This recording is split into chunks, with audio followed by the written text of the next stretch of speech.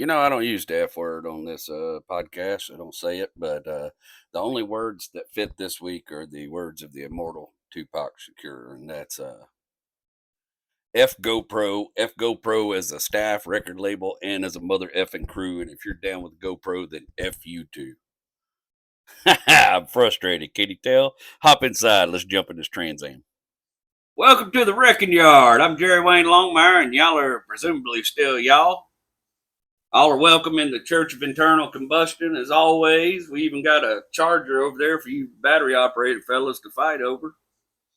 I've said it before and I'll say it again. If you join us for the first time, go back to the beginning and these stories will make way more sense. And you'll already know some of the characters. Like one of the characters that's here today is Uncle Bobby. And if you watch last week's episode, you're going to know a little something about the story I'm telling you today. Likewise, if you know anything about any of these characters, it'll make sense and put all this back together. Maybe I'm just rambling. Who knows? I don't have a project to work on tonight. All my projects are bigger than this right now.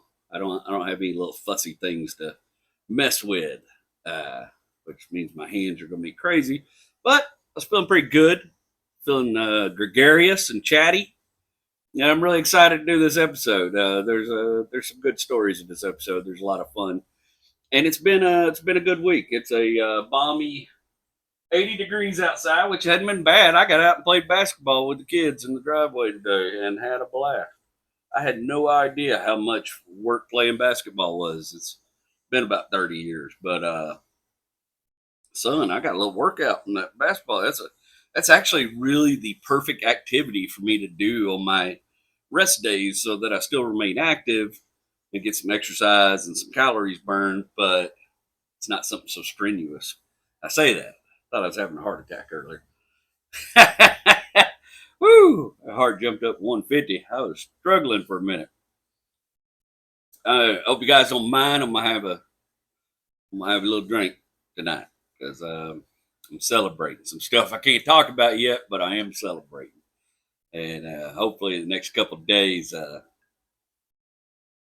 going to get some even better news. I don't know, but I'm feeling pretty good about things right now, and had some good quality time with my kiddo. That's somebody said it did both your hearts good, and 100% right, man. Me and my kid needed that. The only other thing we really have is I take that kid, the oldest, to vocal lessons every week down at my friend Brian's school down in Friendswood, and I have a list of duets that we've cultivated together, and we sing duets all the way down to vocal lessons and all the way back in my little Mazda at the top of our lungs. But hoping one day that those will be very special memories for the kiddo. I think so. I had a weird moment the other day when we were doing that. One of those songs that we like to sing together is a song called Bad Goodbye by uh, is it Clint Black? It's Clint Black and Winona Judd. And it's a fantastic song. It's one of my favorites from when I was younger. But me and my kid are just belting this song. We're singing it. We're in it. I'm doing Black's part. Thus I got the twang for it. We're having a good time. And you ever have one of those moments just stop you in your tracks, like you realize something's happening that you're not going to be around to be a part of? And it just dawned on me that someday, whether it's 10 or 20 years from now, my oldest is going to hear that song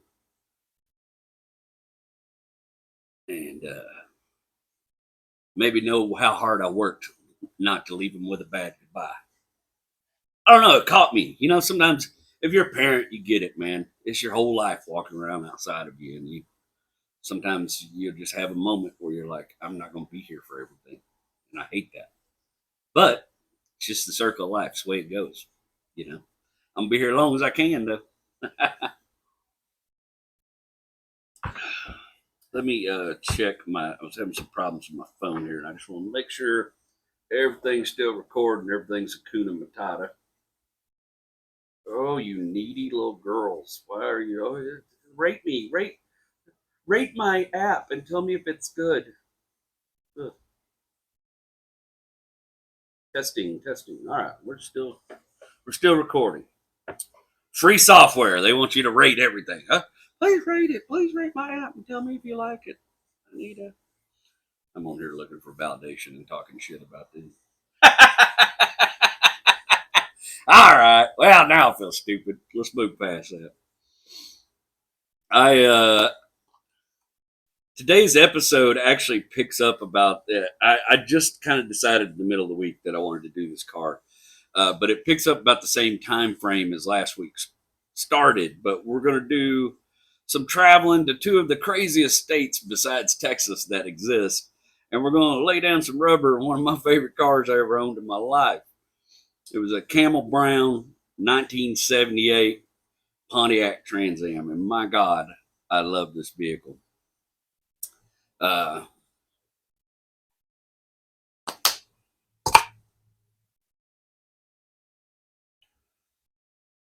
let's do the sponsors, then we'll get into it.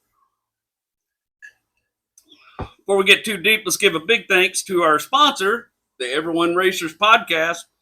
Everyone Racers is a podcast about amateur endurance racing from beginner to advanced, as well as the news, tips, and tricks that go along with our hobby. Four friends and often teammates, Chrissy Matura, Christopher Abbott, Tim Burr, and Christian Mental Ward, discuss current racing trends and news, as well as occasional interviews and guests who are interesting people with different perspectives on racing and car culture.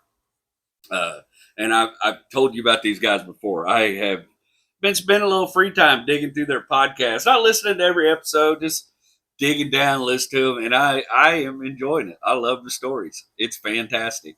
And I told you I'm maybe going to get to go do a racing event with one of them. So I'm really, Christian Mental Ward, I might get to go hook up with him for 24 hours of lemons. And we're working hard to make that happen. I am psyched about that. Throw a wrench in my hand. Let's go break some stuff. I am psyched about that. There's nothing I love more than seeing little shit boxes destroyed from just having fun in them.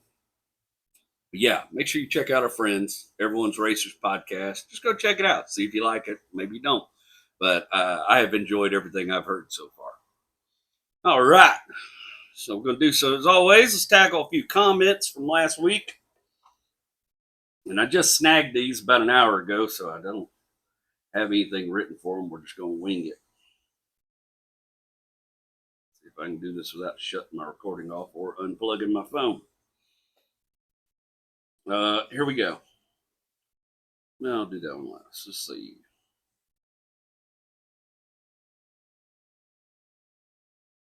At Donovan Chilton, 5817. Papa was a mean kind of funny. You have no idea. That man was a mess, bro. Man, he screwed with everybody. He screwed with the people at the bank. There just nobody was safe from him screwing with them. He used to. They used to call me Shadow because I just walked around behind him all the time. I was his shadow, you know. They see me going, oh, there comes Bobby and Shadow. His name is Bobby Senior. Come Bobby and Shadow, and but he called my sister an orangutan her whole life because she was born. She had red curly hair. And he called her his little orangutan. I was like, bro, that's kind of mean. Yeah, Papa was mean, kind of funny, but he was funny, bro. He'd sit out there and have the best of them. I just always remember Papa would go out there and build stuff in Lake Tyler he wasn't supposed to build on his lake lot, like permanent structures and Lake Patrol. I wish I could remember his name, Officer Black. He'd come out there. What was his name? Was it Jim Black, maybe? He's Tyler Lake Patrol. And him and Papa they were drinking buddies, card playing buddies. He goes, Bobby, you can't be building all that stuff. Bobby goes, I already did. What are you going to do? You going to come tear it down? Get to it. He didn't take nothing off nobody. He was something else, man. All right. What else we got? Let's see. At Colin Hilson. I'm guessing that's how you pronounce that. Looks like it. Man, I would have loved to see you in Calgary. Can't wait for something else to hopefully get sorted out in the future. You come across as so genuine and the true definition. I'm a good old boy. Thank you for doing well. Boy, you can give me all my feels talking all emotional like that, dude. That was nice. Man, I would have loved to be in Calgary too. I was really looking forward. I had such a good time last year. I was really looking forward, and I really like that club owner, and I'm really disappointed that things shook out the way they did. I'm hoping he gets his head on straight, comes around. Maybe we can make a deal that's better for both of us and get me back up there because I had time of my life in Calgary. I walked all over that daggone city. I even went down to the Chinese consulate. I went everywhere in that city. I had a good time. Let's see.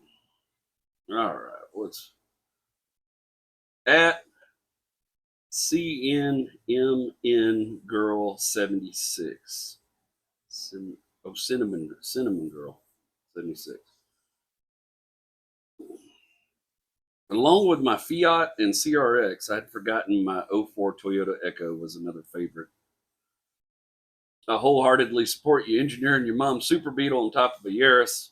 Love and gratitude to you, JW, keeping my mind open, my heart soft. I didn't. I just put two and two together because I was like, you were talking about the Fiat and the CRX. You're the person that wrote me a really lovely email last week. It was a really long email about all the things the wrecking yards made you think about and uh, things that you feel about it. And I cannot tell you how much I appreciated that. I was having a shit day that day. I mean, just it was just a garbage day, and it was a really nice way to start turning it around. So thank you for that.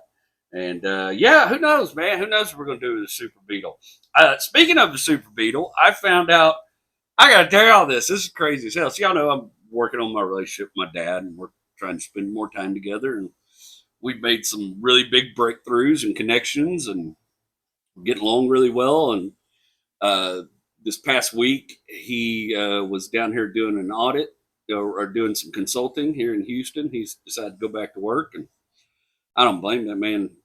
That's what he's best at, and he's very good at his skill set. The man knows more about quality control than I think anybody else on the planet. But he was down here consulting, and he took me and him and his wife took me and my family out for dinner. We had a nice dinner together, and he uh, he hadn't seen the Super Beetle episode yet, so I told him. I told him all about it. I said, man, I'd love for you to come out there when we're going to try to extract it. I think in late September. I said, I'd love for you to come out there and we'll film this thing. If you want to be on camera, if you don't want to be on camera, that's okay. But if you want to be on camera, I think it's a big moment. I'd like for you to be there. He said, yeah. He said he had seen part of the episode. He said, I wanted to tell you about how we got that car home. So I didn't know all, I was a kid when it happened. I didn't know all the details behind the wreck, but when mom had that wreck, and this is what I didn't know, she blew a tire in the rain and went straight off a hill, like there was a creek down there, but I didn't realize how far she went. I thought it was just kind of like off the road, nobody could see her. Dad told me the Volkswagen went end over end 3 times going down that hill. Not rolled sideways, like a barrel roll, but end over end 3 times before it landed upside down. But he said when all was said and done, and they had mom at the hospital, and next day him and Papa Clark was going to go out there and figure out what to do about that car. He said him and Papa Clark just turned that car over by hand, just flipped it over by hand down there in that creek, right? And there's a big old hill back up to the highway. And he said he took a gas can down there and poured some gas in the carburetor, and he said the damn thing fired right up, started running, and him and Papa just drove it up that hill. And then when he got it on top of the hill, he changed the spare out and drove it back to the wrecking yard. And where it was in the wrecking yard, he literally drove it. There used to be little roads all up in the wrecking yard through the woods. It's all grown up now. But he drove it up into the wrecking yard and parked it.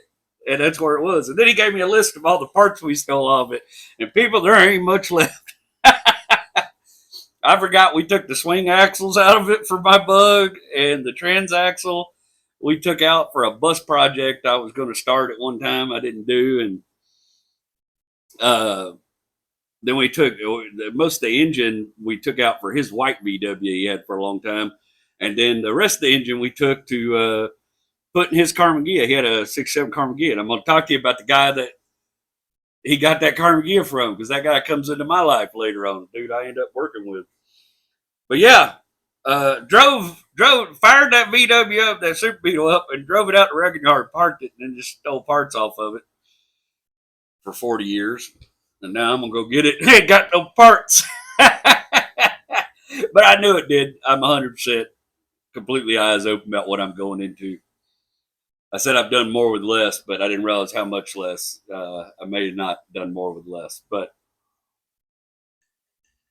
it's still going to be a good time. And I got some plans for it. I come up with, I've got some really good ideas about how to tackle it. So I'm psyched about that. All right, let's get off into this episode. I couldn't wait to tell y'all that. That tickled me to death when he told me that at dinner the other night over at the over at Juanita's over on TC Jester. Haven't been there in a long time. Me and Rachel used to live in that little neighborhood. The first time I ever saw my Trans Am, my best friend Joey, my brother, drove it to school and his truck was broke down. It belonged to his dad. I was in love with that car the minute I saw it. I mean, I was a kid. I seen every Smokey and the Bandit movie 3 times. I was a Pontiac fan. My uncle had a GTO I was in love with. I liked Pontiac, baby. I liked the way they look. I liked Grand Prix. I liked them all. I even liked them Grand Ams. You know, I like what Pontiac made. And I could quote Jackie Gleason Burt all day long. All day long. And I told you my Aunt Tanya, she drove a 19, I think hers was a 79 Trans Am with the square lights, I think. I don't know if that's 79 or 80, but she had one. Hers was black with the T-tops, like the Bandit car. And I told you, man, Uncle Bobby did best around with no ugly women. Aunt Tanya was gorgeous, man, back in the day. She was bad to the bone, bro. She was a #1 stunner. Ain't no lie there. I can tell you, I was a little kid.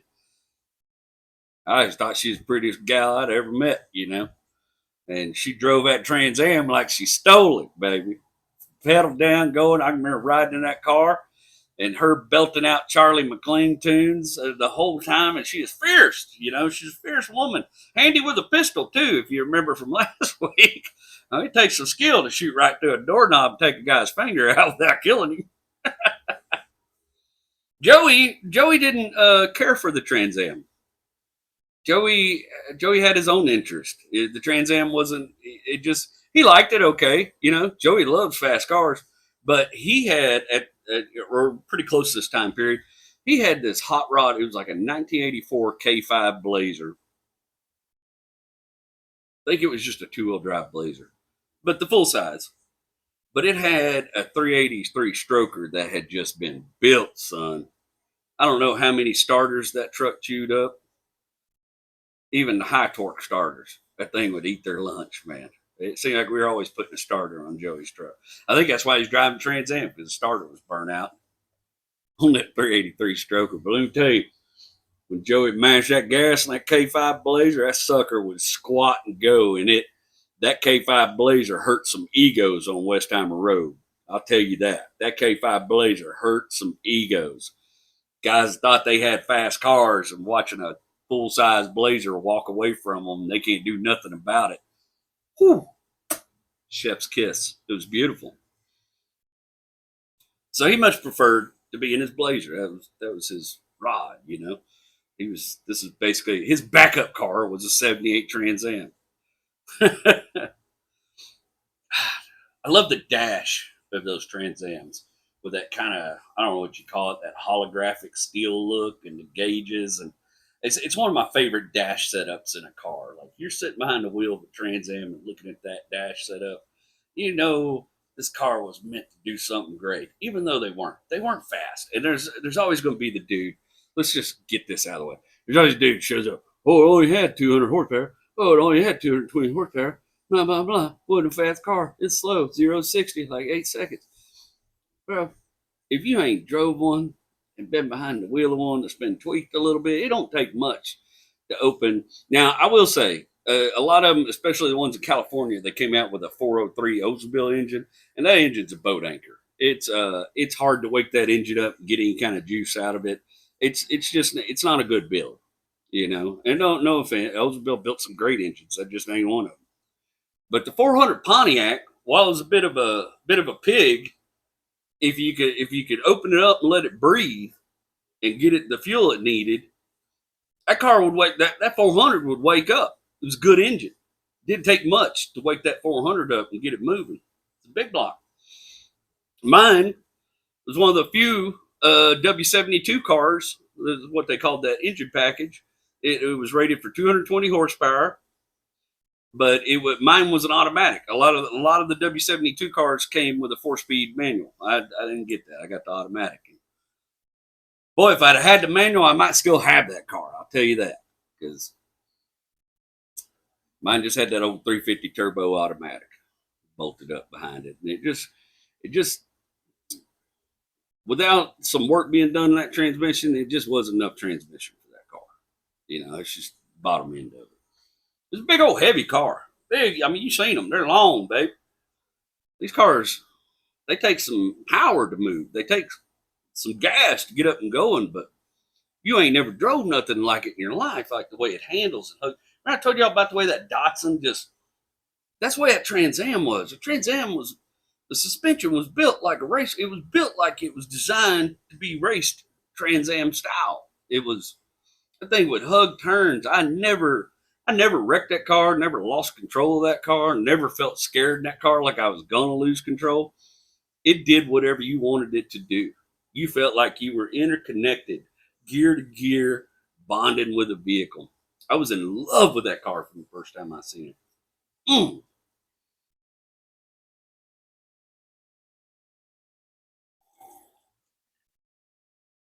Joey's dad bought the car, and I don't know, he bought a lot of cars. Joey's dad, he's had some really cool cars, some MR2s and stuff over the years that are just neat as shit. He put a 1,000cc Honda Hurricane engine in a Dwarf one time. I mean, he's ran it on alcohol. He's a gearhead. This man knows cars, man. He's had some of the best.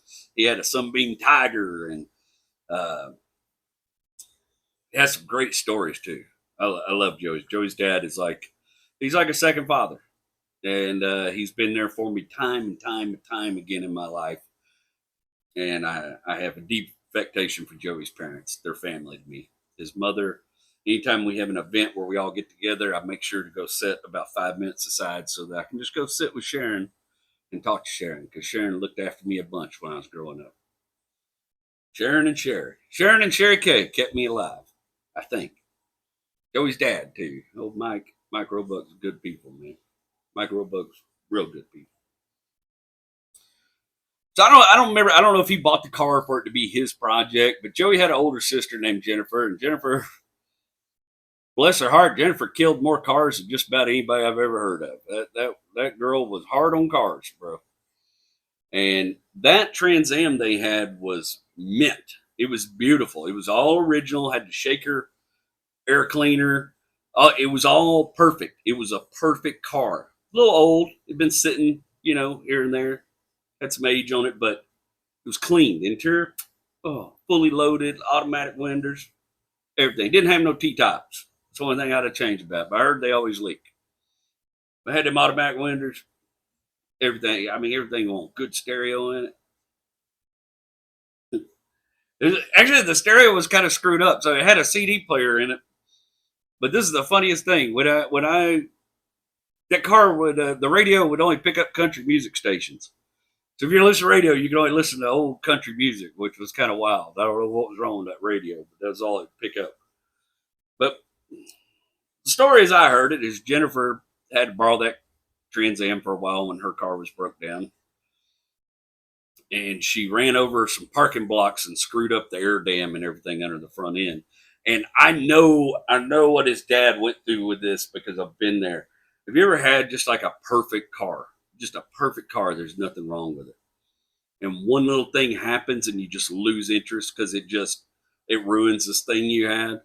I've had a couple of them, but even more recently, a little Mazda I bought man, I got such a smoking deal in this car. I was so proud of this car deal. And that little Mazda was perfect. And I was driving down 45, and a piece of concrete come off somebody's truck in front of me and hit the hood. I thought I'd been shot for a minute. It was so loud, but now there's this big old dent and gouge in the hood, and it just every time I see it, I just get pissed off. I'm just like, man, some wild shit to happen for no reason. What's what happened to Trans Am? Jennifer wrecked it. Not bad, just enough to tear up that front air dam when they had a low hanging little. Sometimes they call it a splitter on the front end, little air dam, and I think he kind of lost interest in it because after that, it just sat for a long time in his driveway. And Joey went on to different cars, and Jennifer went on to different cars, and we all went on with our lives. And he just didn't do anything. That car sat there. I think he'd go fire it up every once in a while and drive it around. But years later, around 1998, I don't remember how I ended up with this car, but I know it came from my grandmother. But there's this company in Kilgore, Texas, right on the side of 42, and it was like they did like my cousin was telling me they did like petro wax products. It was a company called Petrolite. They had like a little refinery and storage facility out there. Everything out there smelled like a refinery, and they had all these. Every once in a while, they'd sell off their company cars, and when they did, of course, Papa ran out there and bought a mess of them, and threw them in the junkyard, threw them in the wrecking yard. That's what Papa did, just buy more crap and throw it in the wrecking yard. Oh, you got 8 giant cabinet TVs? I got to have that. Throw them in the wrecking yard. Yeah. Oh, you got 6 golf carts from the 50s? I got to have that. Throw them in the wrecking yard. that's how Papa was. If Papa had money, he'd have been eccentric, but he was just poor and crazy.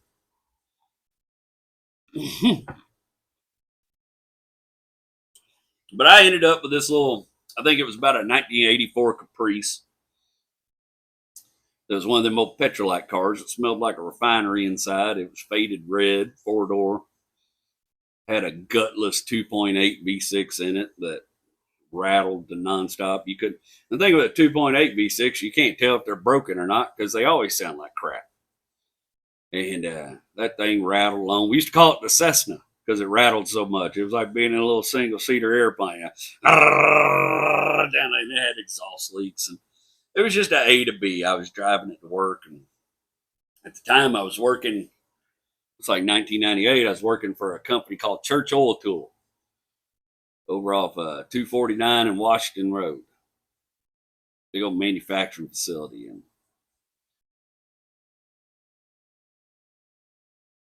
I worked a swing shift at Church Oil Tool, which was kind of cool. I would go in most days I go in about 3 p.m. and I'd get off about 3 a.m. It's kind of like a graveyard shift. It's a vampire shift for sure. And I had a good thing going there. I basically just did dimensional inspection and checked on all the CNC products. We had a big CNC shop, and I would hang out with the CNC, the night shift guys, and periodically check their products, make sure the machines are on point. And it was a cool gig. It's pretty decent money, It's not the best gig for meeting people. You're working all the party hours, all the fun times. The guy that programmed all the CNC machines, the main guy over all the CNC machines, was a dude named Willard. And Willard was wild, man. Willard had crazy kind of white and grayish hair. And Willard's once sold my dad that 67 Carmagia 2-door hardtop, man. Willard had that Carmagia, been a project of his. He sold it to my dad, and my family drove it forever. Mom drove it around for a long time. But Willard was a trip, man. Willard loved Dr. John. Willard's the guy who introduced me to Dr. John's music. Because it seemed like no matter what time you walked into Willard's office, 2 or 3 in the morning, it was the right time. I was in the wrong place, but it must have been the right time. He was jamming Dr. John up there, boy. Willard was having a time all the time. Willard liked his job. He's good at it. He'd sit up there and code and do computer stuff and listen to Dr. John drink Dr. Peppers. I don't know whatever happened to Willard. I'm sure he's probably shuffled from his mortal coil by now. He was kind of old back then, but I always liked Willard, man. I enjoyed working there when Willard was there. Willard was good people, man. One night, I decided to pull out of there. Here.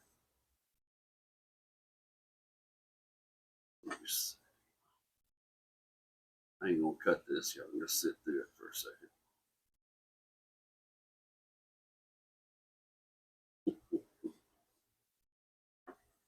One night, I was leaving church oil tool. Some nights I'd get off early, get off 1, 2 o'clock. A lot of nights I'd get off about 1. If I got all my work done, I'd get off about 1 midnight. I'd go straight to the bar. It was a good time to be me. I was a young guy. Go hang out at the bar. And when you get to the bar at 1 a.m., people have already found their selection. Whoever's left. And it's a free market. You know, it's a good time to show up to the bar, is all I'm saying. Especially got your head on your shoulders. It was a good time to be me. I was having some good time. Exploring my wild youngness and such. I left there one night and I went to this little bar I'd frequent from time to time, some little sports bar over off 249, and pulled out on the 249, start heading the house. Oh no, I decided to go 45 south. I jumped on 45 south, start heading the house. And boy, the Cessna was a little loud that night. It sounded like it's getting louder. I didn't care. I just hammered on it. Well, I was probably doing about 60, 65 mile an hour when it threw the piston through the side of the block. A cloud of smoke and oil everywhere. I knew it was done. You know that sound. That's a particular sound, man. And the piston was still hooked up to the crank, and it was like shut down. I got it over the side of 45 South and hopped out of the car, popped the hood. Sure enough, there's piston hanging outside of the block, oil everywhere. Cessna's done. I done killed it. Cessna's done. So I walked to a payphone and I called Joey. Joey came and got me. We went home. And next day, talked to Joey's dad. He offered to sell me that Trans Am for $1,000. Said, you know, probably needs a little work, a little refreshing, oil change and such. It'd be a good car for you. I know you've always liked it. He was doing me a solid. Took me forever to pay him. Oh, a couple weeks, 3 or 4 weeks, month, who knows. But he let me make him some payments, let me go pick up the car. Of course, the battery was dead on the car, so me and Joey were like, you know what? Let's go get the battery out of the Cessna. I need to go over there and do something about that anyways, at least get my stuff out of the car. Sure enough, boy, we haul ass over there at 45, get on the other side of the road, start coming down south, and the Cessna ain't where it was anymore. Now the Cessna's off in the ditch with the trunk peeled up over the back like a sardine can. Somebody done knocked the piss out of the Cessna. It just totaled it. I said, well, hell, ain't nothing I can do about that. So I took my battery off of it, took the stereo out of it. I think I had a stereo in it, and a couple of my work tools and stuff and belongings, and just left it. You know, sure it got crushed sometime later by the city.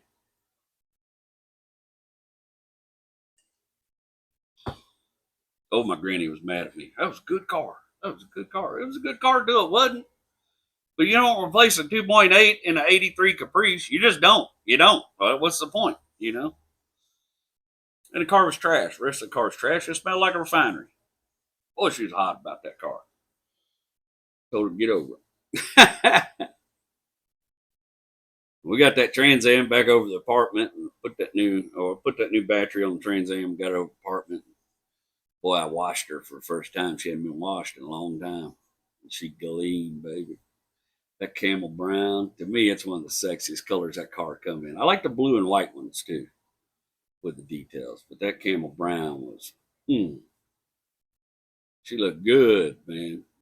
All right, and we're back. So that was an unexpected cut, and I've been waging a war with the GoPro company for months now over this camera that failed right out of warranty and it's been giving me grief. And I guess I should just buck down and buy a new one, but I'm just cheap and don't want to do it. So sorry about that cut in the middle. You'll notice I got on fresh clothes and new hat because last night this camera overheated and started glitching out on me after I'd already recorded the first 30 minutes of the podcast. And at some point, you just got to know when you're beat. And I was beat at that point. I raged. I spent a considerable amount of time considering yeeting this camera out in the middle of the Hardy Toll Road while a train's coming. Oh, I was pissed. I threw a first class fit last night. I don't know. I didn't break nothing. I was so pissed. But it seems to be working for the time being. So now here we are on Saturday afternoon, finishing this thing up for you guys. And hopefully I get it all edited in time to be up Sunday. I reckon I probably will. I forgot where we left off. No, I didn't. I think I was just telling you how much I love that car. It don't matter. Man,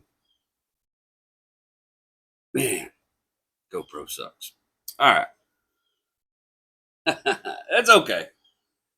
You got to know when you're licked. So last night I just said the hell with it at some point and had quite a few drinks. Don't worry, I'm still here. I'm exuberant. Got my coffee. It's been a good day. We're going to try to get through this thing again. There you go. So, I was working at Church Oil Tool. I was loving my Trans Am. I was loving that car. One of my best runaround buddies at the time was a dude named Colin Fitzgerald. And I had worked for Colin's dad before in the past. And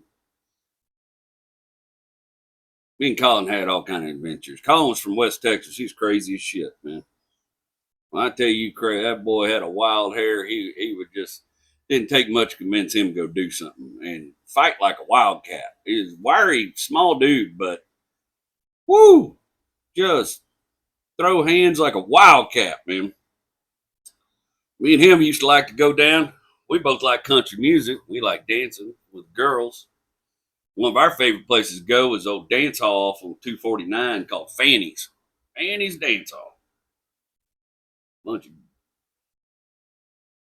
of wild people having a good time. A lot of drinking, carrying on, dancing with pretty girls. I make the joke all the time. It was Colin's favorite song at the time. It was the Bellamy Brothers. Bellamy Brothers had this song called "I'd Lie to You for Your Love." I'm a doctor. I'm an astronaut. I'm a movie star. Something, and I own this bar. I don't know. Oh, boy, it's just basically talking about lying to get in the girl's britches. Just lying his way into some britches. It's a great song, but I always tell people that if I ever get to meet the Bellamy Brothers, I'm gonna have to give them a solemn, sincere thank you for all the good times they got me into with that song. It was a good time to be a young man in a Trans Am that liked to dance. I can tell you that. Whew. I don't kiss and tell, but I sure did a lot of kissing and not telling then.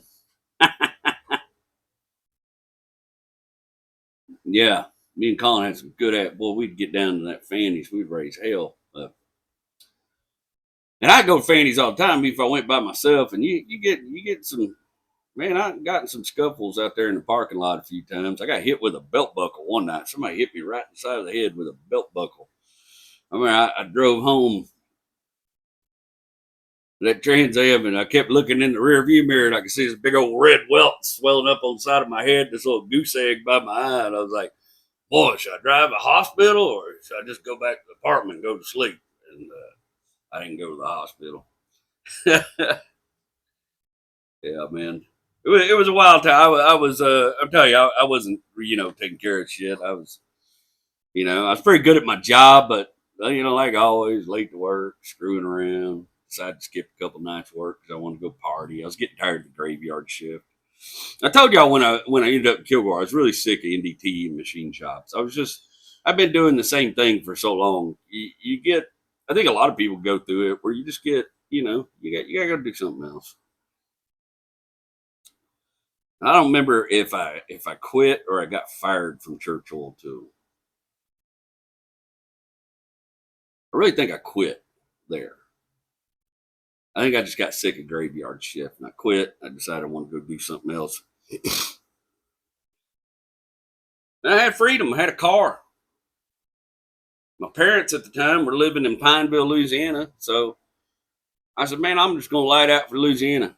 Go see mom and dad, sister, see what's going on in their world. And went out to Louisiana, hung out there for a little while, and said if I was going to make a go of it.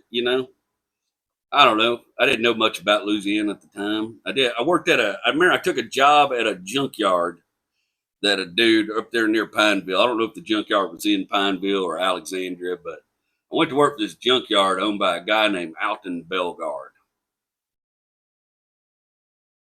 And there's some good people in the junk business, but there's also a lot of shady people in the junk business. And I would not put Alton in the first category.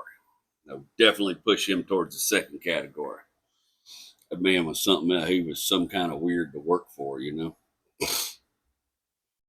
But he had the dude that ran the junkyard for him, his main guy, I can't remember his name. Tall, slender fella, older, probably mid-40s. Drove this beat the piss little Nissan Frontier that was just hanging on by a thread. And but you can do that with them. They're pretty decent. Oh, excuse me. Phew. Phew. God bless me. Allergies are stirred up today. Sorry about that. Man, I wish I could remember this. I think it was David something. He he was a good old dude to work with. I liked old Dave, man. We got along all right. But I always thought it was weird because I'd borrow his pickup every once in a while, and this dude he had an old lady, and she smoked Virginia Slims, so he smoked Virginia Slims just so they could save money buying the same type of cigarettes. They both smoked them long Virginia Slims, and it was always funny to see him walk around the wrecking yard with that Virginia Slim. But not only that, like he was super into NSYNC, which was wild, right? Because this is 40 something junkyard dude. But he'd pull up. Here's what I think happened. What I think happened is his wife bought this NSYNC album, and that's what she wanted to listen to. And he found 2 or 3 songs on it he liked. But they had on that album, they had a cover of the song "Sailing" by Christopher Cross. And just about every day you'd see him pull up in the junkyard, that old Nissan Frontier. He'd have that Virginia Slim hanging out his lip and "Sailing takes me away." Just getting it, buddy. That dude was a trip, man. I didn't work in that junkyard very long. I did definitely get fired from there. I lost my cool and said a bunch of stuff to Alton Belgard I might should not have. Not the way you should talk to your boss, but it wasn't like I really cared about that job. But I went out. He sent me out there to get some part out of we had a junk motor pile out there. Still had bolt-ons and parts on it and everything. And he sent me out there to get something off I think it's an intake off a little 2.8 or something. He sent me out there to get this intake for a customer. And I was climbing around that motor pile, and a 302 fell over and trapped my leg, and I couldn't get out. It wasn't like it was on my leg, like crushing it, but I couldn't get out. It was Louisiana in the summer. It was 100 degrees out there, hot. I'm hollering for help. Ain't nobody. They're all at the office over there. But he had this office up in the top of his shop building with these glass windows, and he'd sit up there and watch us. And I'm waving at this fool. I could see him up there in that office looking right at me. And then I realized he's laughing. And boy, I got hot. Finally, old David heard me out there hollering. He said, boy, I thought it was a woman out here. I done been out there so long. David come out there, got a bar and wedge that 302 out of the way so I could get my foot free, get loose. And we walked back over to the shop and went to lunch. And well, after lunch, I was still heated. I was trying to change a tire on a golf cart for Alton. And the tire was pissing me off. I was in a bad mood, and I just flung that tire across the shop at some point, which you shouldn't do in a shop situation, in a work situation. It's stupid. You can get somebody hurt. You can break shit. I was young. I hurled that tire across that shop, hit that wall. Bam! Here come Alton out of his office. You pack your shit up and you get out of here, you dangerous SOB and all that kind of stuff. And boy, I'll run right back into it. Well, come on out here, buddy. Come down them steps, man. Come down them steps. Call me what you want to call me. Come down these steps. She didn't. David calmed me down.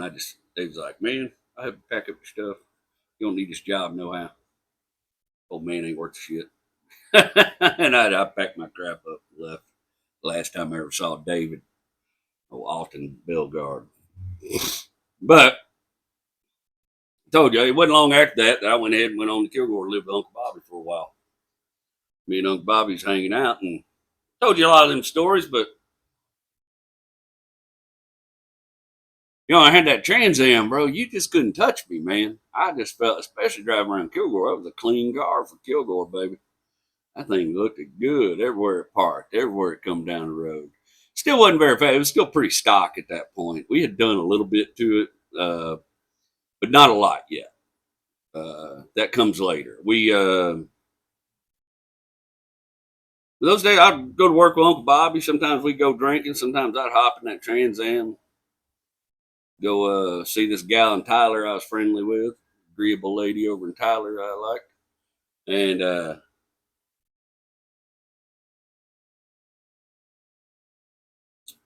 man, that lady, I think she was something else, boy. She almost got me killed one time. I was hanging outside her apartment one night. I never had any clue. She never told me she was married. Never told. I've been seeing her for months. She never said anything about being married to nobody. Nothing like that.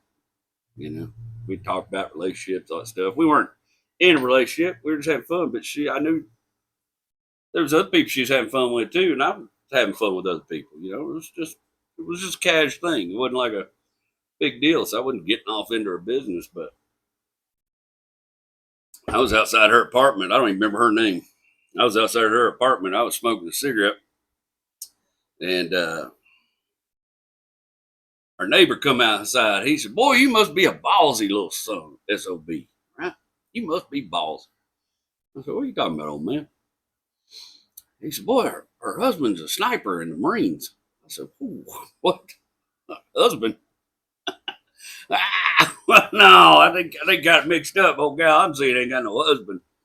She's running around about half the guys in Tyler. She ain't got no husband, man. We're just buddies. We're having a good time. She ain't got no husband. He said, "Oh, the hell she don't. I've met him, talked to him a couple times." And he said her name, and he told me her husband's name. He said, "Look around that apartment. If you don't believe me, I bet you he lives there when he's home. You see some evidence." Well, I said, I don't know about. I walked back in that apartment. She was still crashed out. I went in the bathroom and started digging around. Normally, as a rule, I don't do that. I don't dig through people's stuff. I don't. But I started opening drawers in the bathroom cabinet. There's a lot of men's products on them drawers. I said, "Boy, old man might be on something." She's still crashed out. I go back through the apartment. I noticed there's some stuff laid down on the top of the refrigerator.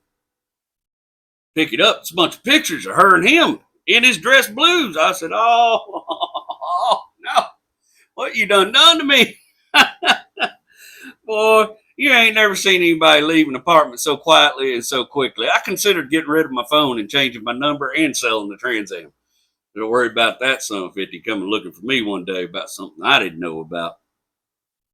Boy, I had to end that one. I had to stop going to see her. It's all fine.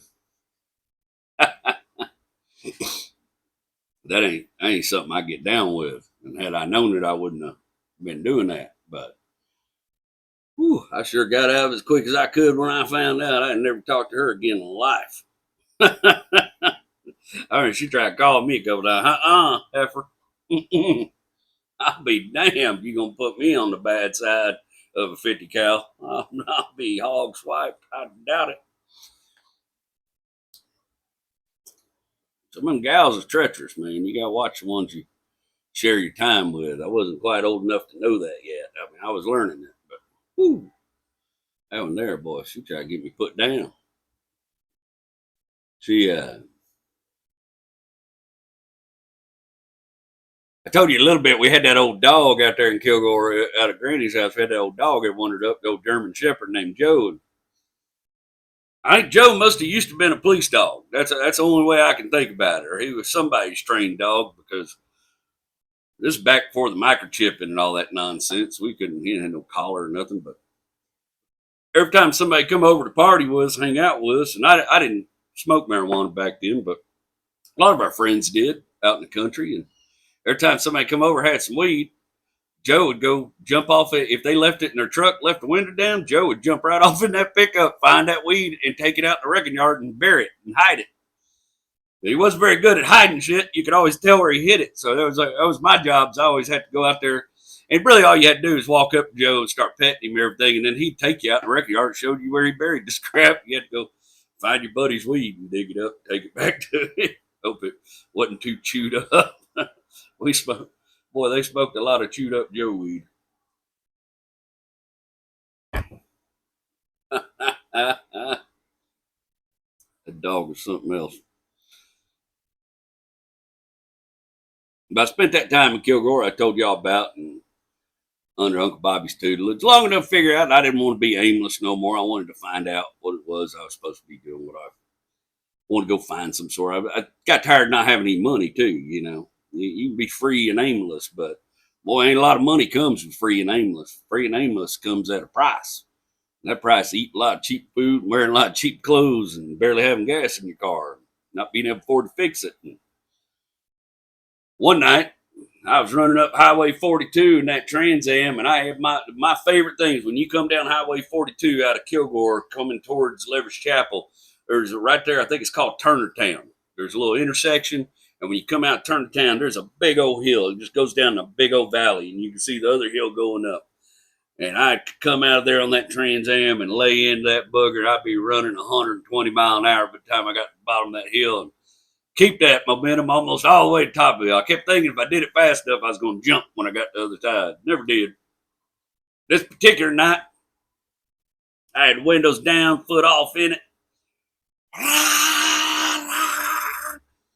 And right at the top of that next hill, it said, ah, and just free spun. And I said, what has happened? I never had transmission go out like that before. Just give it up. Just give up the ghost. You just free rev and the car would just kind of barely pull itself forward a little bit. I don't even know how that was working.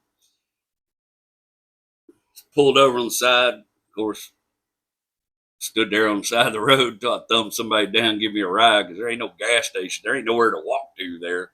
You just out in the step. I mean, there's houses and stuff out there now. Back then, it was sticks. So it was late at night. It's kind of sketchy sticks, to be honest with you.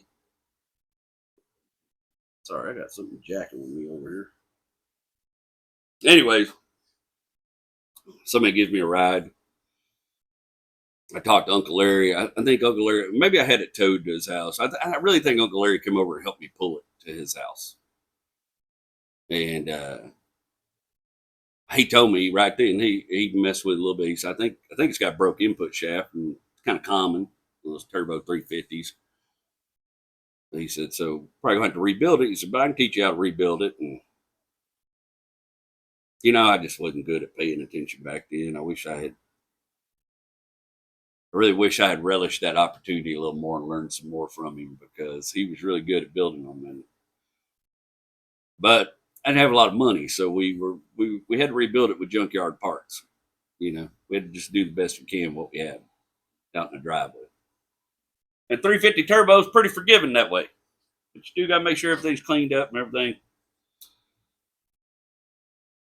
What I didn't know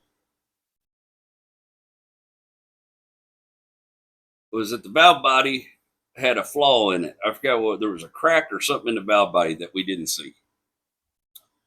Something. But it was slowly losing fluid pressure there, and I didn't realize it. And this is after I was getting ready to move back to Louisiana.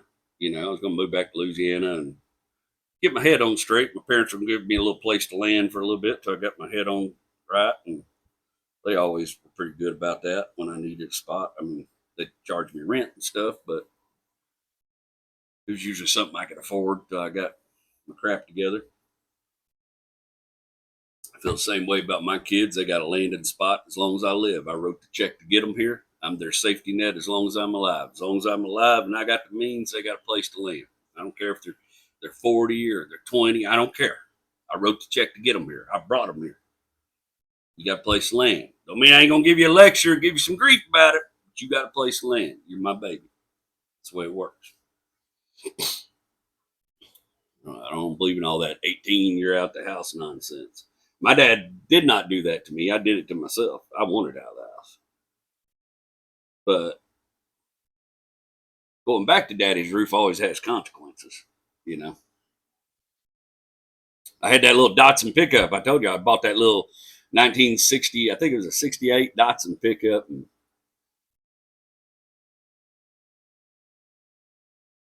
Trans Am was still in Kilgore. We'd put it back together, but still it wouldn't go into reverse right or something. It had some little problem with it that Uncle Larry, if he got some time, was going to try to figure out for me. But I had no money to spend on it anyways. I was broke as piss. And seen an ad in the newspaper, hiring security, $1,200 a month. There's an address, St. Francisville, Louisiana. We drive down here. We'll interview you, give you a drug test, all that good stuff. I didn't do no drugs back in. And I got my little Datsun pickup. I drove from Pineville to St. Francisville, Louisiana, which is a little bit of a haul on the back roads. It's a little out in the middle of nowhere. And I get to this little ferry. It's a little ferry across the river. And there's a prison guard. And a bunch of prison guards in line for this ferry in the car. And I get out, chit chat with a few of them. And they're like, "What are you?" I was like, "Well, I'm coming down here for a job interview." They're like, "Oh, you're going to come work at the prison?" I said, "Well, I didn't know that's what it was." Said it was a security job. They're like, "Yeah, that's what we all work in security." I was like, "It's not." I thought I was going to be guarding a junkyard or something, or a Starbucks. I don't know. I just didn't think I was going to be working at a prison. But $1,200 a month seemed pretty good to me at the time. So I go down there and I interview. They liked me good enough, and I think they were hurting for bodies. So they go ahead and hire me. So they send me home with a uniform and a badge. No training yet. Tell me to be back in 2 days and that I'm going to be staying on the prison grounds for the duration of my training. It's going to be about 2 weeks. So I go home, tell my parents, "Hey, I got this job." They don't like it. They don't want me working in a prison. Nobody wants anybody working at a prison. But I'm bound and determined I'm going to go do this. I like the idea of having a badge, even if it didn't mean nothing. I can't tell you how many prison guards have gone to jail in Louisiana for pulling people over and writing them fake tickets. It's the wildest thing. Dudes get that badge on, they get excited. They start thinking, I forgot what it said, corrections officer or whatever. They start feeling some kind of way. They put that badge on, start pulling people over in their neighborhoods, writing fake tickets and yelling at people on the side of the road. And then wind of it gets out, they get fired for impersonating a police officer and get charges pressed on them. Prison guards get more. I bet if you know anybody that works in a prison, and it's probably different. Okay, this is 20 something years ago. I bet, but I'd be surprised if some of this still ain't the same. But I prison guards get in trouble all the time, bro, doing bad stuff. I mean, there's drugs in the prison. There's only one way to get there for the most part. There's a lot of contraband in prison. Most of it gets there right through the front doors and right through the officer doors. I go back for my training, kind of excited. I've never done anything like this before, and it's all run by the state troopers. I think at the time, it's like basic uh, force blocking and how to handle yourself, and rules and regulations, what you can't do. And prison guards aren't allowed to do a whole lot in Angola. And I'm sure most prisons this way ain't no guns. I mean there are for the field guards outside on horseback that carry a shotgun, but there ain't a bunch of most of the COs don't have no gun or any kind of weapon really. Which is probably good. There's a lot of sadistic people out there. Catch somebody in a cage. You've all read the Stanford experiment. Some people shouldn't be given that kind of control, and it's hard to weed them out.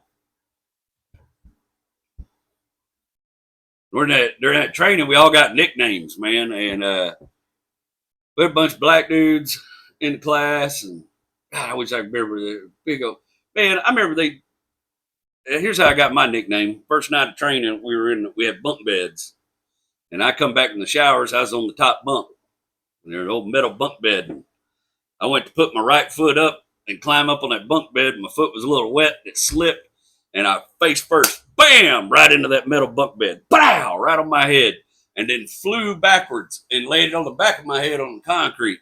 And they'd take me to the infirmary, and I had to get little stitches in the back of my head, little stitches in the front of my head.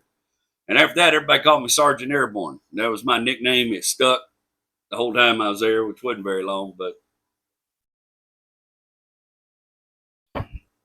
that's a job I would never do again. That's the most boring job in the world. You just sit around and babysit inmates all day long. And you start to feel like one of them because you feel like you're trapped in there too. You can't really do anything. You write them up. But, I mean, what's the dude with 3 life sentences? What you going to write him up about? I had to work in this one dorm one time. They had the Angola had dorms, and they were all named after trees and crap. Hickory unit, elm unit, and so forth. Every dorm, you got 4 dorms in every unit, and every dorm has 68 inmates and 1 guard locked inside there. And then in between the dorms, there's a key sergeant office, and the key sergeant has keys to all these dorms. And his job is if something happens, get that dorm unlocked, but he's also one come and unlocks the door, takes you out, go do lunch, all that kind of stuff. I got put in this one dorm one day, and there was this dude in there, boy. He was an old dude named Frank. I think he'd been an ex-mafia guy. There's a lot of mafia stuff in New Orleans. And I think he was actually, ex-mafia guy or something. Been around a long time. Been locked up in Angola a long time. He was in his late 60s. He had swastikas all over. And he was in a dorm. He was the only white dude in that whole dorm. Everybody else in that dorm was black folks. And I was so curious about that. I remember one day I was sitting there at lunch. A lot of times he wouldn't go to lunch. He'd sit there and read. He's sitting there reading. He got up and he's walking around kind of pacing. I said, Frank, I can't help but notice all your tattoos. I hadn't spoke to you much, but I can't help but wonder if you have these kind of beliefs, don't it bother you to be in a dorm with 6 or 7 black dudes? And Frank just looked at me and he said, yeah, but, I let them stay anyways. And walked off. And I never spoke to Frank again after that because Frank terrified me. I had one dude. I used to do the elm unit a lot. But every once in a while they switch it up. You had to fill in for somebody. And that prison life was weird, man, because they had these bachelor quarters you stay in on site. And I was kind of roommating. He had an extra room in his house in Pineville, and I had moved in with this dude that I met in training. And this dude was kind of wild, man. His name was his last name was Dietert. Very German name, but he's from Louisiana. He's living in his grandpa's old house, old fine looking house over off in Alexandria, Pineville. Might have been, it don't matter. Somewhere in Louisiana. Dieter had been in Somalia. He was ex-military, and he had these little tattoos, and he had 38 of them. These little tattoos, and they were like little stars with a little drop of something on them, little stars. Never asked him about his tattoos, but one day the black dudes loved messing with Dieter. I don't know why. They thought his name was funny. They'd be all, Dieter, Dieter.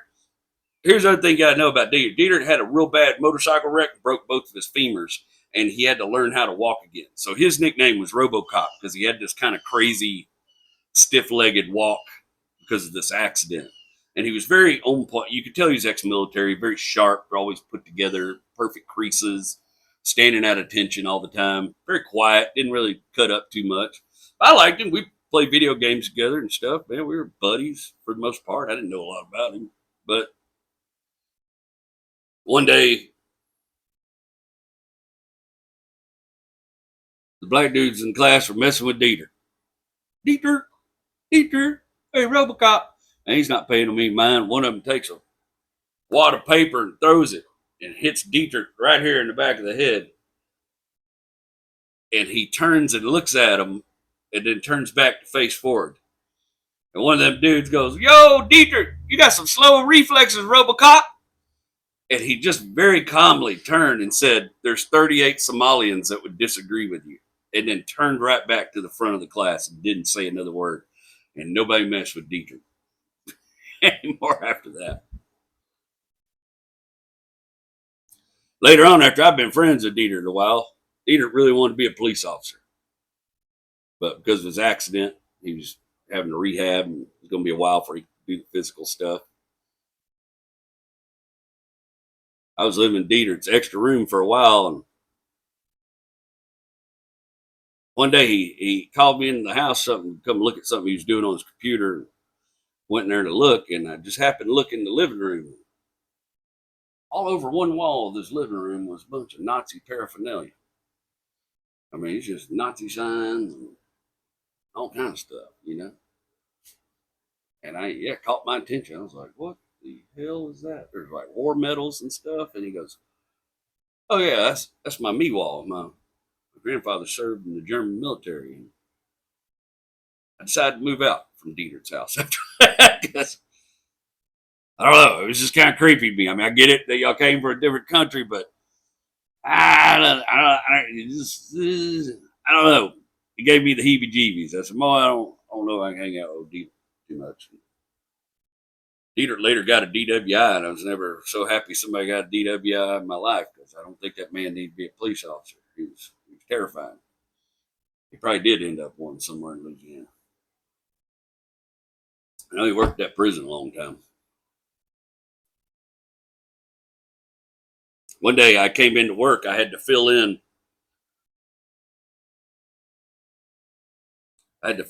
Prison life was weird, man. Being on there, like living in the bachelor quarters and stuff, because everybody was screwing everybody.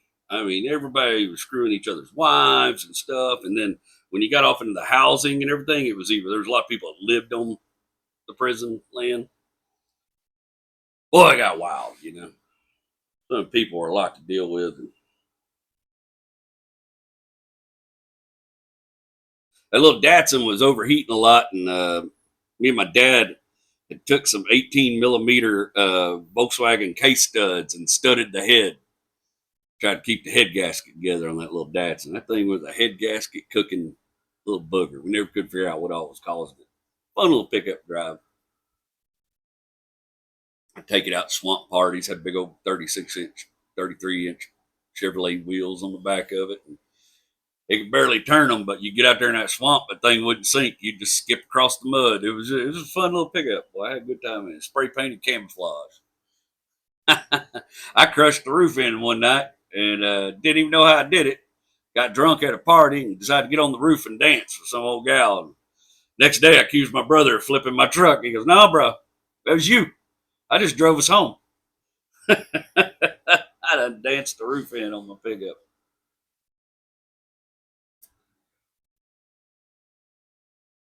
came into work one day at the prison, and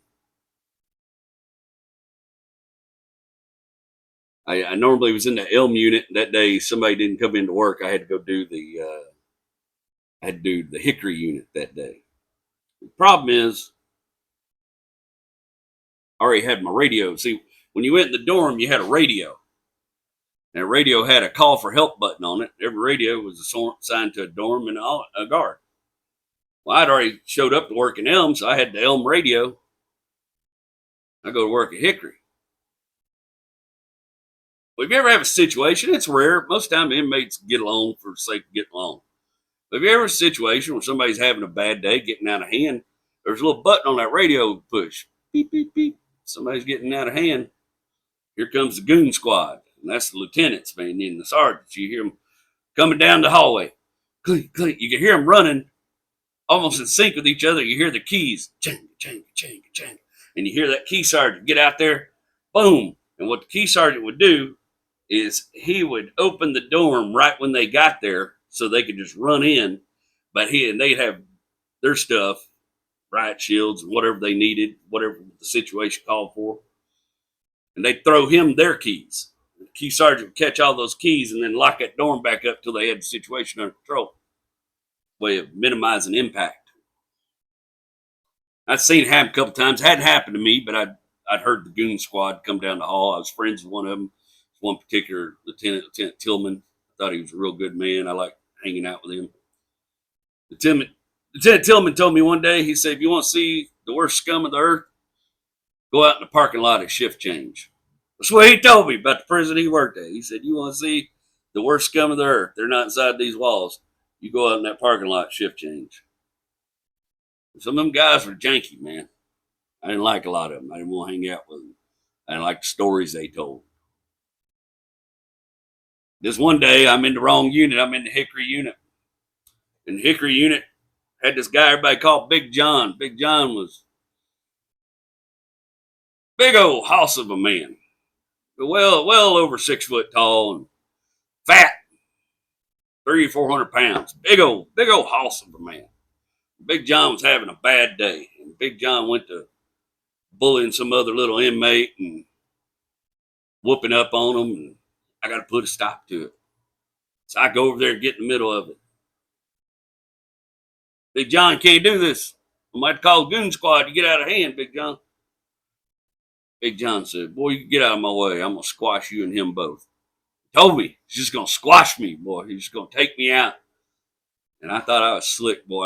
I reach off behind my back at radio while I'm talking to him. I'm trying to calm him down. Boy, so slick. I hit that button. Ding. Called the goon squad. I ain't going to have no more of this. He pushed me, caught me off guard. And I'm still trying to calm him down till the goon squad get there. And he grabbed me by my uniform shirt and kind of like he was going to throw me or something. And I knocked his arms off of me and tried to get myself some space. And boy, I heard that goon squad coming. Here they come. Jang, jang, jang, jang, jang, jang, jang. And they almost to that door. I can hear them coming. I said, this is my one opportunity. You know, put hands on me. And I jumped up and pop! Gave Big John everything I had right in the mouth. Just pop! I had to jump up to do it. He was so tall. I gave him what I had.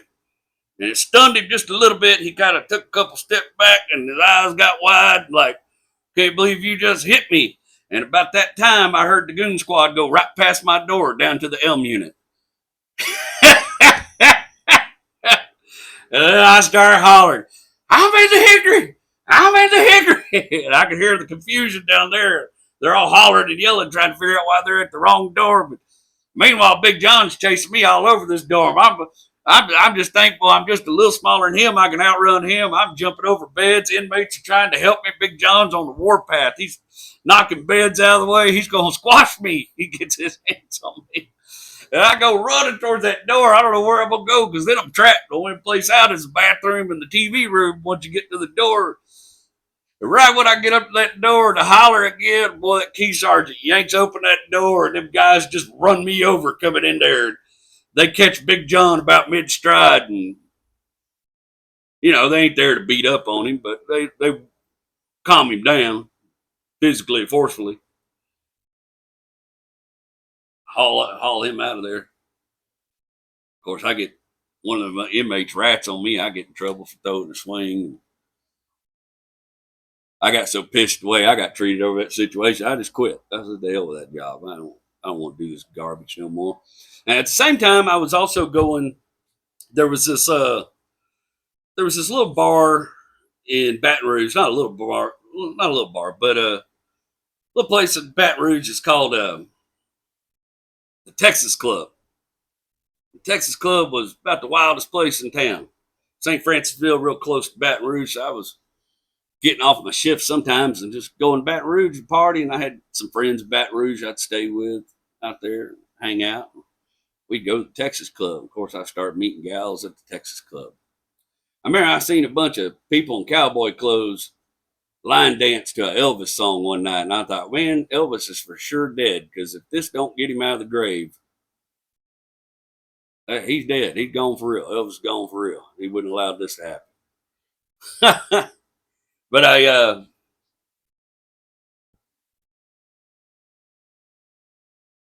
started running around with this little Cajun girl named Bree from Baton Rouge. We were having fun, good time.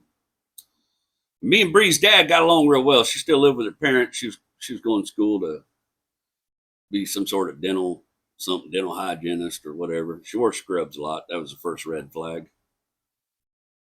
Something about a girl in scrubs. I used to like it.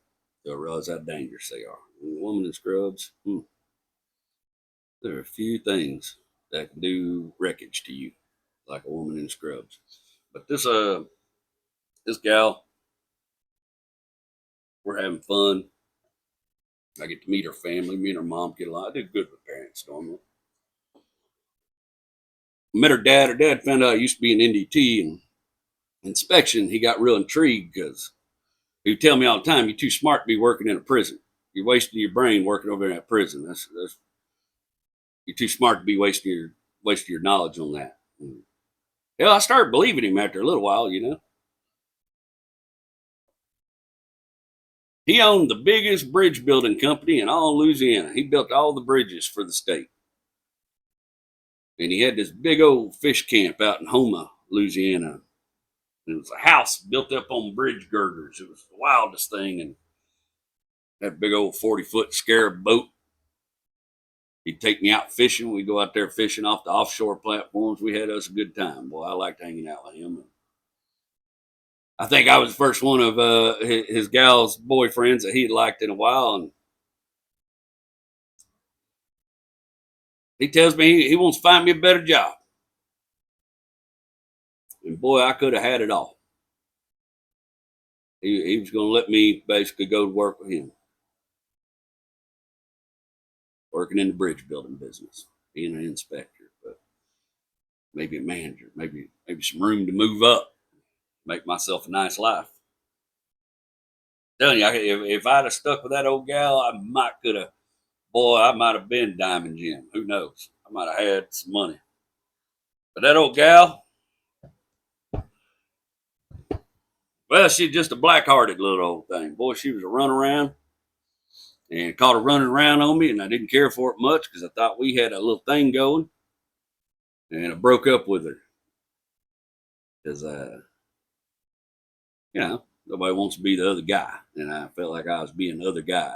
And so I broke up the gal. But I remember having this conversation with her daddy. And he was like, "Boy, you sure you can't work it out? I mean, I know she's a handful. Boy, sure." He hated that we were breaking up, man. Me and him got along real well. I think he thought he had an ally. But I broke up with that old gal, but he did help me get another job. He said, "Man, just at least go back to NDT." And he called a friend of his, owned a company down in New Iberia called Gulf Coast International Inspection. So I quit the prison. I went down to Gulf Coast International Inspection. I took a drug test, got hired on immediately, took a level 2 test, went out in the field a couple times. Enough to show them that I was good enough. They were convinced I was good enough level 2. Back then, it's more just about proving you could do it. There wasn't a lot of schools and stuff. Now they got schools where you can go learn all that crap before you ever get out in the field. Back then, it was on the job training. So I go out there and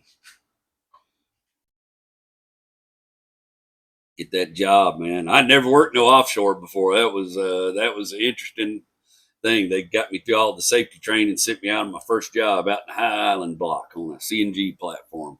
And I decided right then and there, NDT is okay if you can do it offshore. This is kind of fun. I like being on boats. I like being out in the ocean. I probably should have picked a career that I don't want to be on no cruise ship, but I probably should have stuck with a career that did that kind of stuff. I like being out on the water. It gives me a sense of peace and calm. I don't get that so much of that megalomania and megalophobia and stuff people get. I like just looking out across the ocean and seeing not a thing. It makes me feel connected with my world. I used to love hanging out in them crew boats on the outside. You have to anyways, because the problem is if you got to ride in on a crew boat do an offshore job, you're probably riding in with a bunch of welders who are going out there for a 14-day hitch, especially if there's a turnaround or something going on. And these welders, they go out there for 14-day hitch. They ain't going to be able to drink, have their goodies. Well, the night before, they just get sloshed. And the problem is you get a bunch of hungover welders on a crew boat, 14-foot, 18-foot crew boat at 4 o'clock in the morning, start bouncing across rough water, going across the Gulf of Mexico for 40 miles or however far it is to the platform. They all get sick and start throwing up. I don't get seasick, but I don't like to be around people. So I would sit on the back of them crew boats. And if you're slick, you can smoke a cigarette back there and nobody give you no grief. And I like to be on the back of them crew boats. I remember the first time I had to take a basket off a crew boat. So sometimes when you got to get on a platform, I mean, this is the way it was back then. Now, I've been out of business a long time, but sometimes you get on a platform, get on a crew boat, they got this little basket, it's a little ring, it's got netting on it, and they drop it over there with a crane on the boat. But they got to time it because the boat's going up and down, up and down. And if you got 4-foot seas, that's fine. That's 4-foot seas. But what that means is 4 foot up, 4 foot down, and then another 4 foot down. It's really 8-foot seas. It's really 8 foot of movement. Up, down. You got to time it just right. You got to throw that 80-pound camera in the basket. You got to throw hooks and stuff in the basket. Grab on that basket. Lift you up there. There's a third-party inspector out there, Jesse Martinez, said, "Boy, Gary Wayne looked like a cat hanging on a curtain." I was terrified hanging on that basket, bring me back on that platform, trying to do the timing. Now, I see some guys get hurt, try to grab the basket, boat drop down before they grab hold of it and go rolling down the end of the boat. You know, there's plenty of stuff to bang your head on and whatnot, even with a hard hat.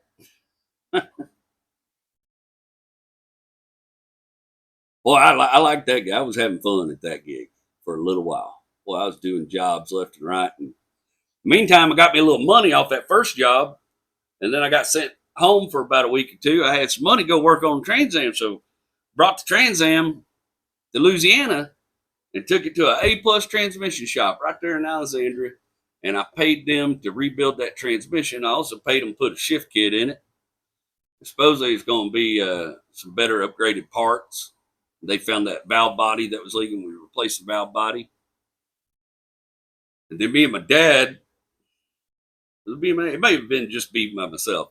I put an aftermarket upgraded HEI ignition on it. Better wires and plugs. A little better air filter setup. Put some headers on it, some nice tuned headers. Boy, putting headers in that car was one of the hardest jobs I've ever done in my life. You talk about no room to work on that Pontiac. There was a big old motor crammed in that engine compartment. We got them headers on there, took it to the muffler shop, had a set of flow masters put on it. Not the big crazy loud ones, the nice tuned ones, little 2 chambers. Just kept the factory exhaust, the tips sticking out from under the back. Boy, that son of 50 sounded mean, and that woke it up. It don't take much to wake the motor up if the motor's got potential. You let it breathe, let it eat, you can wake it up. Boy, that thing, I think it had 220 horsepower from factory, so I wouldn't be surprised if it had close to 250 by the time I was done with it, which ain't a lot, you know. I ain't trying to tell you car was fast, but it was fun to drive. I thought it was fast. It was fast as anything I'd owned at that time. God, it looked good. It looked so good. And I would drive down there. I found me a little fish camp to rent. New Iberia. That didn't last very long.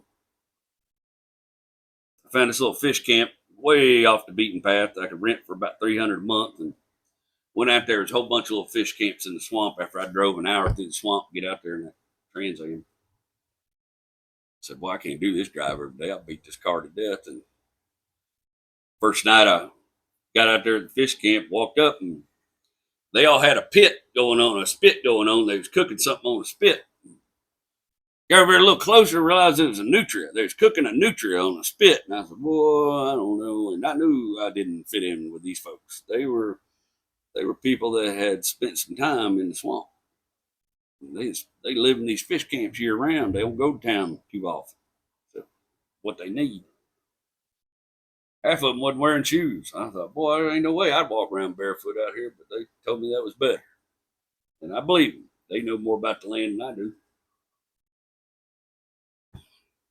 I walk off into my little fish camp. They said, "Oh, you're renting so-and-so's fish camp? It's right over there. If you need some help, holler at us."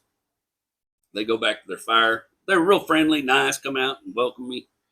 "Oh, yeah, you're going to have a great time out here. Plenty of good fishing. Yada, yada." I've already decided I don't think I can stay out here.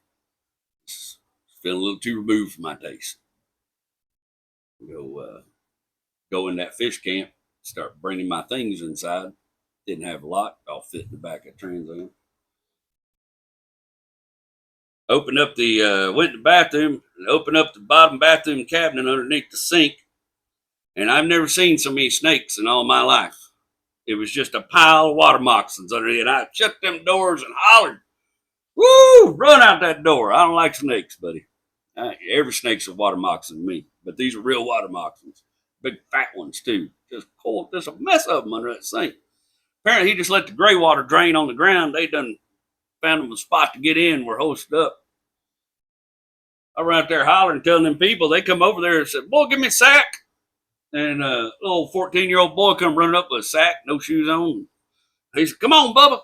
And him and that boy go off in that bathroom. I don't know how they did it, but they come out with a sack full of snakes. And they were excited about it. They were excited about it. Far more excited than I was that these snakes all still existed on this planet.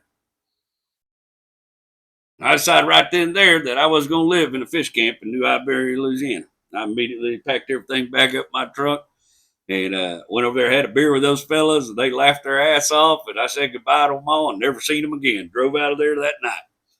Hell with that. Found me a little apartment over in New Iberia.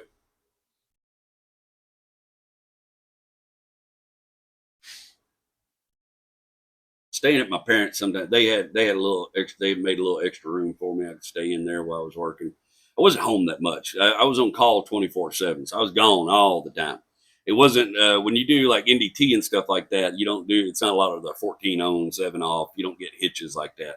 We were just on call, and so I can tell you how many times I'd be in Pineville, drunker than a skunk, bro, just having a good old time. Little bar I used to hang out in Pineville. And get that pager call, that phone call, whatever. "Hey, man, need you on job. Need you down in Freshwater City, catch a helicopter. Need you down in Freshwater City, catch a boat. Need you over at PHI, catch a helicopter. Need you on job. Go down there and check out a camera. I'll send you a helper out there." Man, Glenn Brown was my boss then. "Glenn, I'm drunk." "Well, you better get you some coffee, Shy. Get that Trans Am, get that fancy car headed down here. I got a ticket in Opelousas one night going 122 miles an hour. I still got that ticket somewhere." Old cop's cool. I'm so glad he'd take me to jail. Boy, he liked that car, though. He was pretty cool, man. He said, "Boy, it's hard to haul your ass off to jail, but I ain't going to. Slow it down."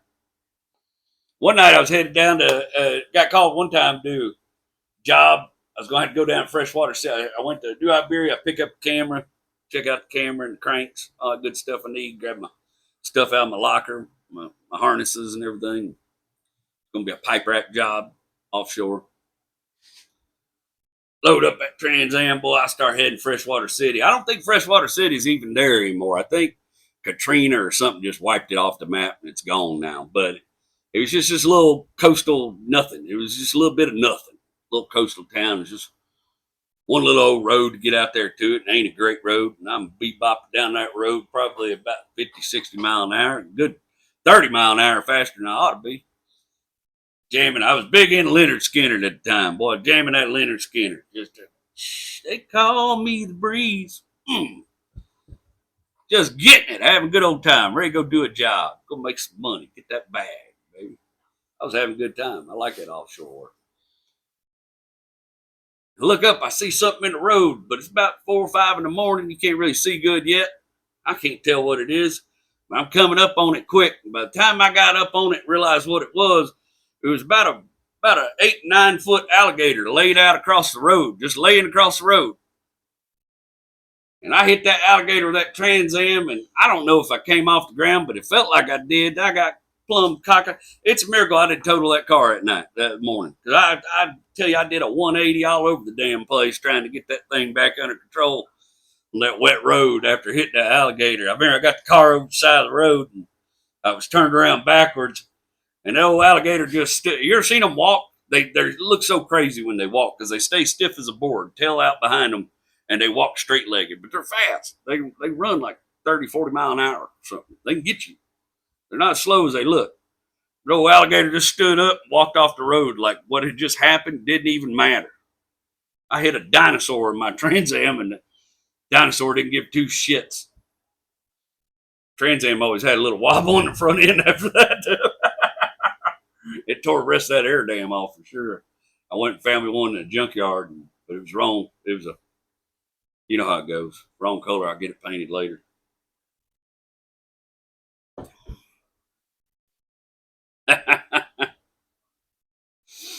I had this helper work for me out there every once in a while. His name was Jack, and wildly enough, this is 20 years before Tropic Thunder, but everybody called this dude Simple Jack. And Jack was 6'3" and 280, strong enough to pick up a barn, and dumb as a box of shit. I loved him. He's a good hand. He'd carry that, boy. He could carry the camera, the cranks, everything, boy. I may have already told y'all about him. But old Jack was a good hand. He's kind of dumb, and you could tell it. You could tell that he wasn't all there. And I remember one job me and him went on. We got out there on a boat. We was going to jump onto another boat and go out and do this job. And we jump on that other boat, and the third-party inspector said, "What's your name?" I said, "Jerry Wayne Longmire." And then he looked over at Jack. He said, "What are you here for?" He said, "I'm here to make me some money." He said, "Well, get your ass back on the boat. You're too dumb to work for me. Run my helper off right there." 2 minutes in the job. That's the way things was tough out there, I worked for old oil men. They were all first-class son of bitches, But you learn a lot working them types. Some of them good, some of them ain't. One of my favorites was a fellow named Jesse Martinez. He was from Lufkin, Texas. Jesse Martinez, one of the best third-party inspectors I ever had the opportunity to work under. I learned a whole lot from this man. But I go out and do a job with Jesse on a platform one time. And I think it's a little turnaround, small platform. You always want to go to them small platforms because they had the best food. Boy, them cooks out there on them offshore platforms, I can tell you, I don't know if they're still good, but back in the day, these guys were trying to be chefs. These guys were in their journey, and they were good at what, boy, you put on some weight working on them offshore. You look at all them operators out there, they're about 280 because they just sitting around eating good stuff. And me and Jack go out and do this job for Jesse Martinez and one of these companies, and get out on that platform. Somebody, one of them damn welders out there thought it'd be funny to teach Jack. There's an old joke, and I don't use the F word on my show or whatever, but here's how I'll do it. And I'm sure a lot of you, if you've worked in the trades, you've heard this joke. But you walk up to a fella with your hard hat in your hand, and you say, "Hey man, you ever seen 2 turtles screwing?" And when he says, "What?" you just clack his hard hat with your hard hat. Not too hard, just enough to kind of get his attention. It's funny, everybody laughs. It's an old joke. Been around the trades for a long time.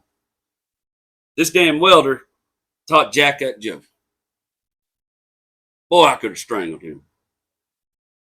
I remember I was setting up my shop. And Jack was standing back there at the cranks maintaining the barricade. And Jesse Martinez had come up to ask how the progress was going. We were shooting a bunch of welds in the pipe rack. And I was over there setting up my shop, my jig, clamping it on the pipe. And I heard Jack, "Hey, Mr. Jesse, you ever seen two turtles screwing?" And I remember you ever, no.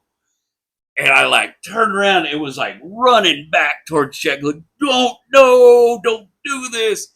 And before I even got there, Miss Jessie said, "What?"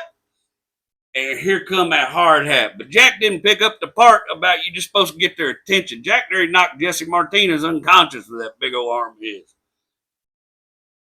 Lost the best helper I ever had that day. They fired him. Didn't even think twice about it.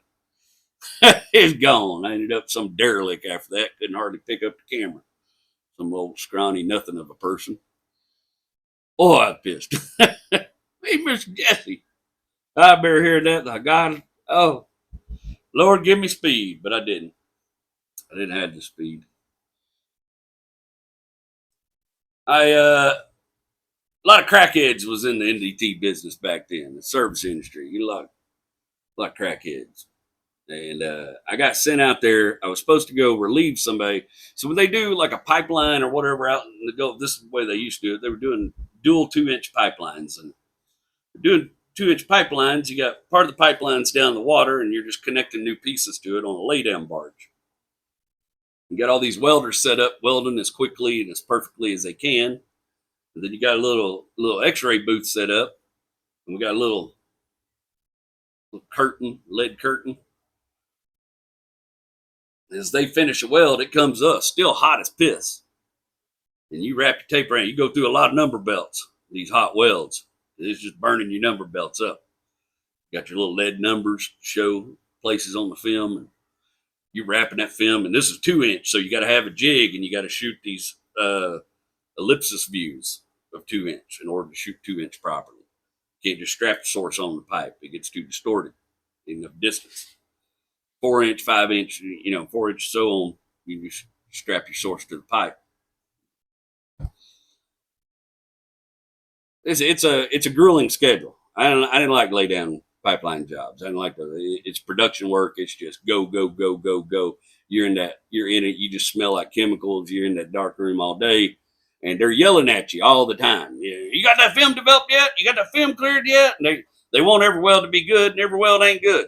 That just ain't how it works. So if you got to stop the pipeline so they can fix the weld, now some welder's pissed at you. He's come down there and holler at you and redo his shitty weld he screwed up or whatever happened to it. It's got too much slag in it, bag tracks, too much, whatever's wrong with it, laminations and such, porosity, whatever the problem is. It was all, I think, API 1104 code, I think is what it was we were working off of at the time. Some guy's mad, everybody on the boat's mad at you. So you're the NDT guy on a lay-down job, everybody on the boat's mad at you. And there's a lot of people on that boat. It takes a lot of people to make those jobs work.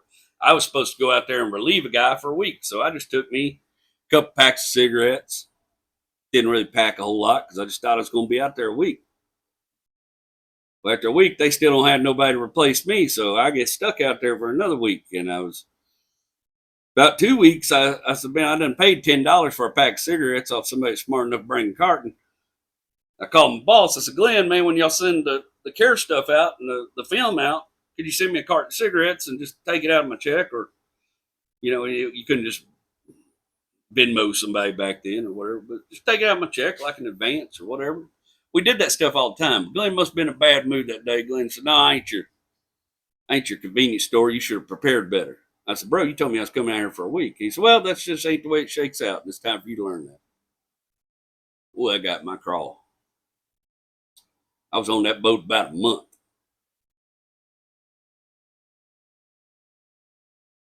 A little over a month. And they sent me a replacement. And I'd already decided, Gulf Coast International Inspection, kiss my ass. I'll be damned if anybody's going to do this to me again. There's always a funny thing when you get off platform. So If you ain't never, and this is just the way it was back then. I can't speak for how it is now, but used to be if you got caught fighting on a offshore platform or a coal mine, it was automatic felony. I think it was big trouble. You just can't have dangerous shit like that going on out there. It's already a dangerous environment. I think boats was kind of the same way. So the problem is you've been out there a week or two, same job, same guys, and somebody would get running their mouth a little too hard. There's always one. And it's usually some big old welder decide he's going to put a thumping on him as soon as we was done with this job. So you'd land a helicopter at PHI, and then there was about a 80-foot walk to get to the gate and get outside the fence. Once you were outside the fence at PHI, Petroleum Helicopters Institute, once you was outside the fence, it's open game, bro. It's open game. And I can't tell you how many times I got off one of them helicopters and some little smart ass done been bumping his gums all week. Boy, you can see it. Boy, he's hightailing it for that fence. There's some dude in a backwards welding cap right on his tail. I seen many an ass whooping in the PHI parking lot. I never caught one, thankfully, but I was smart enough not to run my mouth too much. I got crossways with one old boy a couple times, and we got out there and had us a tense conversation, but we talked it out. I was good at talking. I got in that Trans Am. I was so pissed at old Glenn Brown. I said, I went back to shop, turned my Camry and my cranks in, and put my stuff in my locker. Got ready to drive back to New Iberia, and I decided not to drive back to New Iberia. I was in a car called Freedom, bro. Who did I owe? I had plenty of money in my pocket. Been working hard, lots of overtime. Every time you go on them platforms, you get a 12-hour ticket. Man, you rack up 100, 200 hours in a week. At some point, you get so much overtime, you're making about $5 an hour because of taxes. Almost didn't pay to do all that, but you weren't actually working those hours, so who cared, you know? Probably working good 60, 80 hours a week, 80, 90 hours a week. But, you know, who cares? I got in that Trans Am, and when I got to I-10, I took a right. I've been talking to my cousin in Florida. My cousins lived out in Jacksonville Beach. Told him I might want to come out there and visit. They had invited me to go ahead and come on out there and visit. So I put that black cowboy hat on. I fired that Trans Am up. I lit out for Florida, baby. Most of my clothes in the trunk of it. Got to Florida sometime the next day. Cousin Dominic excited to see me. Dominic, I got to describe Dominic to you. I have two little cousins that are the biggest men I know. Dominic's about 6'8", 300 something pounds. He's a big boy. I never thought of Dominic as fat. People gave him grief about his weight. He was chubby, but he was just a big human being. He was just a big man. He's just a big old man, boy. And Dominic surfed, and he was real good at surfing. But you'd see Dominic surfing out there, and it just looked like a monkey screwing a football. It was the funniest thing in the world because this is a big old dude. And he was good. He was graceful. He could move and groove. Dominic was cool, man. He's my younger cousin, but I always enjoy hanging out with Dominic. And I fit right in with his. He had a buddy named Derby I liked, and Derby's a good old dude. I still hear from Derby every once in a while. He had another buddy, I can't remember his name, but he had seizures. But he was cool as hell, too. And he had another friend that worked at the O'Reilly's. I don't remember his name either. I know that's back when they were doing two Big Macs for $5, or it was some crazy thing. It was like 5 Big Macs for $5. McDonald's was doing some promotion because Arby's was doing 5 sandwiches for $5. McDonald's started doing these 5 Big Macs for $5. I think that's where I put on a lot of my initial weight. That's when I first really got fat. Me and Dominic, boy, we was killing them. We would go there. Dominic have a pile of them hamburgers over there, 10 of them Big Macs, and a big old Diet Coke.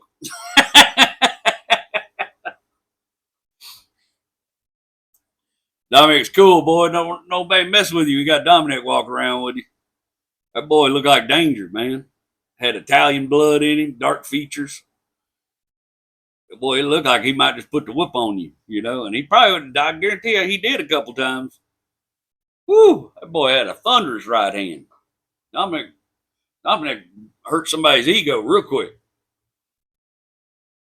But real calm dude. He's the first child. He's the oldest. He had a younger brother had a Tourette syndrome that he had to kind of look out for, and the younger sister he look out for, and his mom kind of put it on him that that's your job. And he took it serious. He was a good first kid. He was a responsible one. He's one trying to pay his bills. He had a little job at a liquor store and was going to college at the time. Drove a little XJ Cherokee. And I showed up, and boy, me and Dominic, we excited, man. Paul said, well, if you're tired of being in Louisiana, might ought to look around here for a job. I know there's some in places do that work you do. So I look up in the local phone book. I find a MQS has an office there, a big heat treatment NDT company. And I drive over to MQS the very next day that I'm in Florida, and they offered me a job right there on the spot. Level 2, X-ray hand, good pay. You can start as soon as you're ready. I catch a flight back to Louisiana. Me and my dad drive down New Iberia, get my stuff out of my locker, get my last check from Glenn. Old Glenn trying to talk me into coming back. I don't want to hear it. Oh, no, I done found a prettier ocean to live by, buddy. I'm going to Jacksonville. All right, Shy. Fly back to Jacksonville, pick me up at the airport, and start working MQS. They're sending me out on jobs, doing some stuff. And lo and behold, man, one of the craziest things, man. Florida is a wild place, anyways. But me and Dominic was at a red light one time. I'll never forget this. And main drag in Jacksonville, Jack's Beach, and this little old man and little old lady, they pull up on Gold Wing motorcycles, Honda Gold Wing motorcycle. She got a little helmet on, her little scarf, and she's probably about in her 60s. She's got her pretty little Honda Gold Wing motorcycle. It's all decked out with all the fancy stuff. It's a fine looking machine. Looks like a mini car she's driving. The old man's Gold Wing, it's an older model. And it's a little louder. And it's a rat bike. It's stickers all over it and beat the piss and scrapes and all over it. And he's got an old junky helmet on and some goggles on. Big old long beard, mustache. He looks a little wild. And she leans over. She says, I just love your car. It's beautiful. I love to see them old cars. And I decided, well, I'm going to light them up at the light. When the light turned green, I'm going to hit it, boy. I'm going to show them what this old Trans Am will do. Give these old timers a thrill, boy. That light turned green. Shah! Mash on that gas, right? Mash on the go pedal. Here we go. Take off. And I think I'm doing something until I look over and that old man's on that Gold Wing right beside me up on one wheel. And just walks that Trans Am like I was going backwards. I done embarrassed myself now. I had to let off, coast to the next light. Get the next light, the old man sitting there at that light grinning on that Gold Wing. And I'll never forget his little old gal pulled up beside. And she said, he still loves to show off for me. She was just so tickled. I said, boy, he done it. Wasn't too long after that, transmission went out, and it was not a good story for that. Me and Dominic was running around one day and free-wheeled again. Luckily, I had a warranty from the A-Plus transmission. I found an A-Plus transmission in Jacksonville, Florida. They assured me they was going to fix my car, and I don't know what they did to that car, but they ruined it. I got that car back. That thing wouldn't barely pull itself out of its own way. I think they left it outside with the hood up and let the carburetor get full of water and then drove it around like that while they were testing the transmission. That's what I suspect happened. Everything was screwed. The ignition was screwed. The time, I mean, it was just, I don't know what they did. I don't know if they tried to restab the distributor, what they did. And then they tried to blame it on me, and I got tired of arguing with them. I just took the car back. At least the transmission was fixed. I could drive it. Was pissed. Still having good times, hanging out with Dominic. By this time, it's this is Y2K. This is Y2K. Everybody's warning us about Y2K. New Year's coming up in Jacksonville, Florida. This is the Y2K year. This one, This is when it's all going to hit the fan. This is the first time I've told the world's going in. Y2K is going to wipe out all the computers. Everybody's going to lose their mind. Well, at least I'm by the beach. And on New Year's Eve, I got invited to go to a concert over at the college right there in Jacksonville. Charlie Daniels Band, New Year's Eve concert. Boy, it's a good show, man. That Charlie Daniels, boy, he was something else back then. I already liked him. I liked a lot of his old music. Good old country boy. I'll never forget that night. I also love Leonard Skinner. Charlie Daniels goes off stage at the end of the show, and the crowd loses their mind. And old CBD decides to step back out on stage and do a little encore.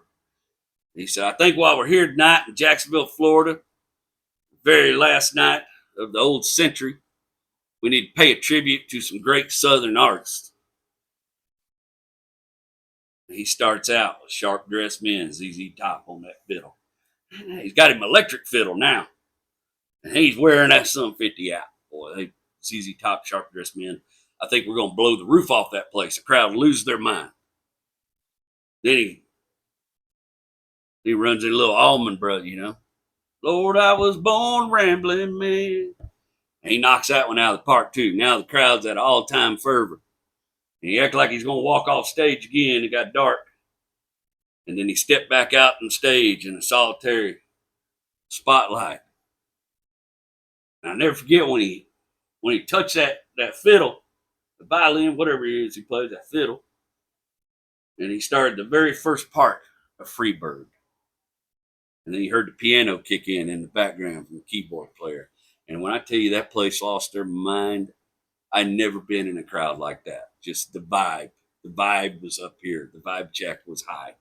That people lost their mind. He did one of the coolest versions of Freebird I ever heard in my life. And I'm talking all 75 minutes of it or however long that damn song is. He did the album cut, bro. The time he's done, the bow was just damn near in pieces, strings hanging off of it left and right, and the violin was just damn near destroyed. He said goodnight, and that place lost their mind. It's one of the coolest shows I've ever seen. Next day, I was running around with some old gal from Vero Beach. I'm not going to go too deep in her. She lied to me about a bunch of mess. We broke up. I just wasn't I wasn't game for a lot of that back then. I was easy come, easy go. About that time, MQS says, hey, man, got a job. We'll send you on. It's a turnaround. It's kind of close to where you're from Houston. We got this job down in Reynosa we want to send you on. Reynosa, Mexico. It's a Duke Hidalgo energy project. You'll be maintaining contact with the Houston office. They'll be paying you. The job's done. You're welcome to come back here. Man, so I got my car here. They're like, well, we got to fly you out to the job. I said, well, the car was jacked up. I was having all kind of problems with it. Old dude worked in our office said, man, if you can give me about 2 weeks, he offered to give me $4,500 for that Trans Am. That was a lot more than what I paid for it. And at that point, I was so disgusted with everything that happened with that shop. I just wasn't enjoying the car anymore. And I was ready for a new adventure. I was wild, baby. I said, hell yeah, man. We'll do that deal.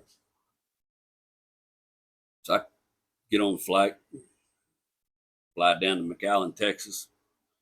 Some representative for the company picks me up, takes me to Edinburgh, Texas, where we're staying in a little motor lodge. Said, your room's paid for. It's one of these deals where you're getting about $150 a day per diem to eat on, live on, but motel only costs you about $40 a day. Most of that per diem money, cash money, I was sticking I had a mustard jar in my refrigerator I'd emptied out in my room. Yeah, what the maids would steal from you down there. You had to watch out. And rinse that. Anybody steal from you, they see cash, So I rinsed that old mustard bottle out, and I rolled my wad of money up in that mustard bottle, keep it in the refrigerator. Well, thing was packed with cash.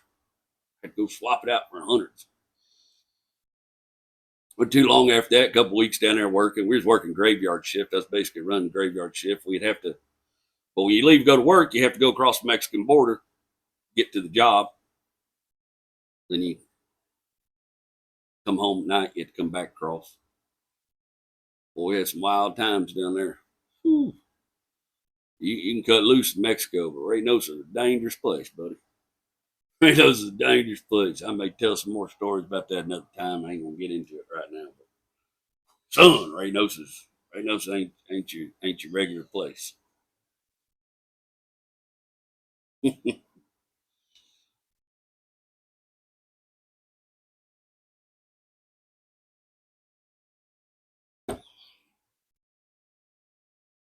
Whew. Oh, we got in some trouble down there.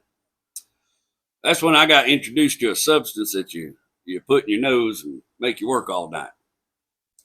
That was the first introduction I had of that stuff. I was working 100 hours a week, graveyard shift, and climbing towers and stuff, sore all the time. And boy, a little bit of that feel good make you climbing towers all night. It's a miracle it didn't give me a kill. Guy turned me onto it. Coincidentally, was the son of the mayor of Pasadena, Texas at that time, old Freddie Lozano. He was wild, bro. But he's a good dude, man. I had fun. I liked working with Freddie. We worked well together. We get most of our work done pretty early and then hang out rest of the night bullshitting in the dark room. Then we go hang out in Mexico, run around Mexico whenever we had some free time. Freddie spoke pretty good Spanish, so we'd have a good time, you know. He could get us into places that my ass couldn't get us into, the way I talk.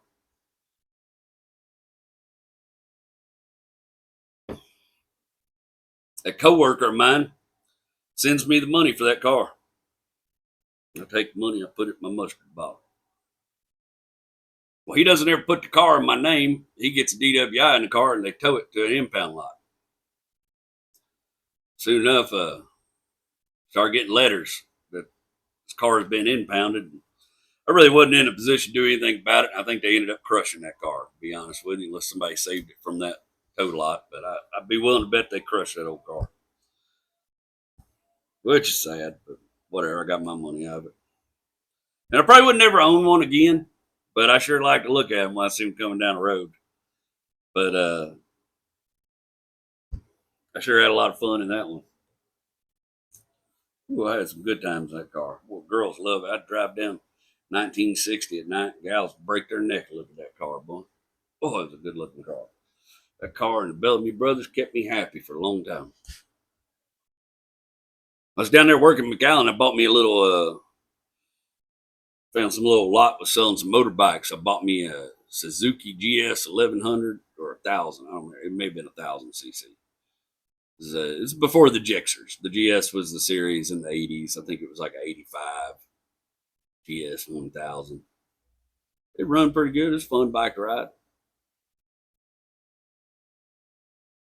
Word come down, they wanted me to transfer to the Houston office. They were going to shut down that little temporary office in Jacksonville, but they offered me a transfer to the Houston office. It didn't matter how hard I've tried in my life to get away from Houston. I always get drugged back here. It's the wildest thing. I guarantee you, I'm going to try to leave again at some point, especially after all this weather. I'm tired of being hardy, tired of surviving. I've been thinking about going to Colorado for a little while.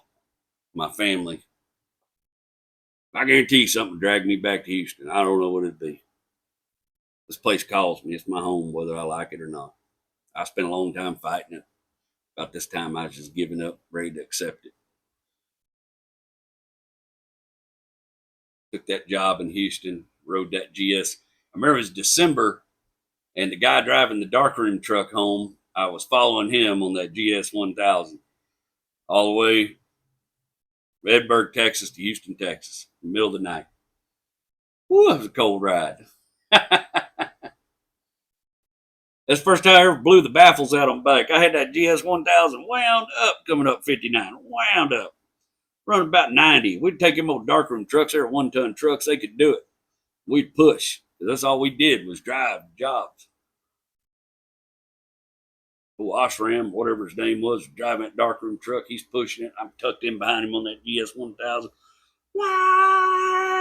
And it was a pretty quiet bike. About halfway to Houston, boy, I had that thing wound out. All of a sudden, something went, it blew the baffles right out of that muffler, boy.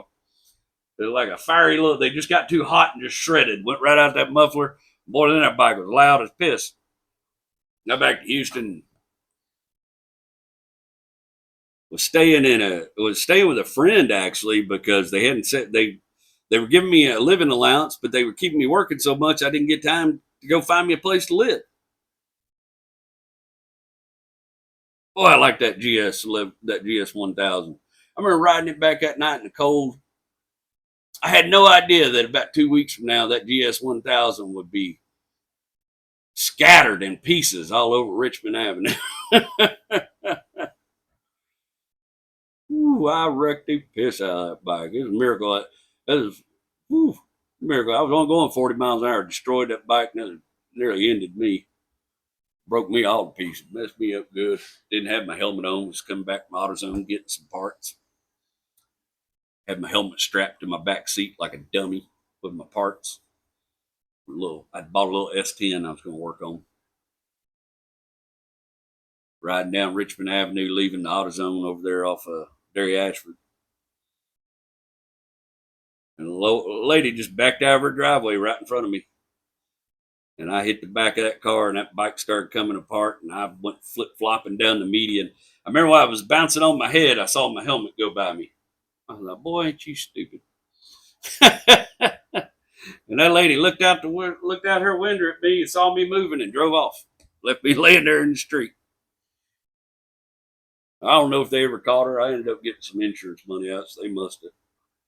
Luckily, somebody had seen it, got her plate number, knew where she lived. I mean, she backed out of her own driveway, then fled the scene. Even though the wreck was mostly my fault.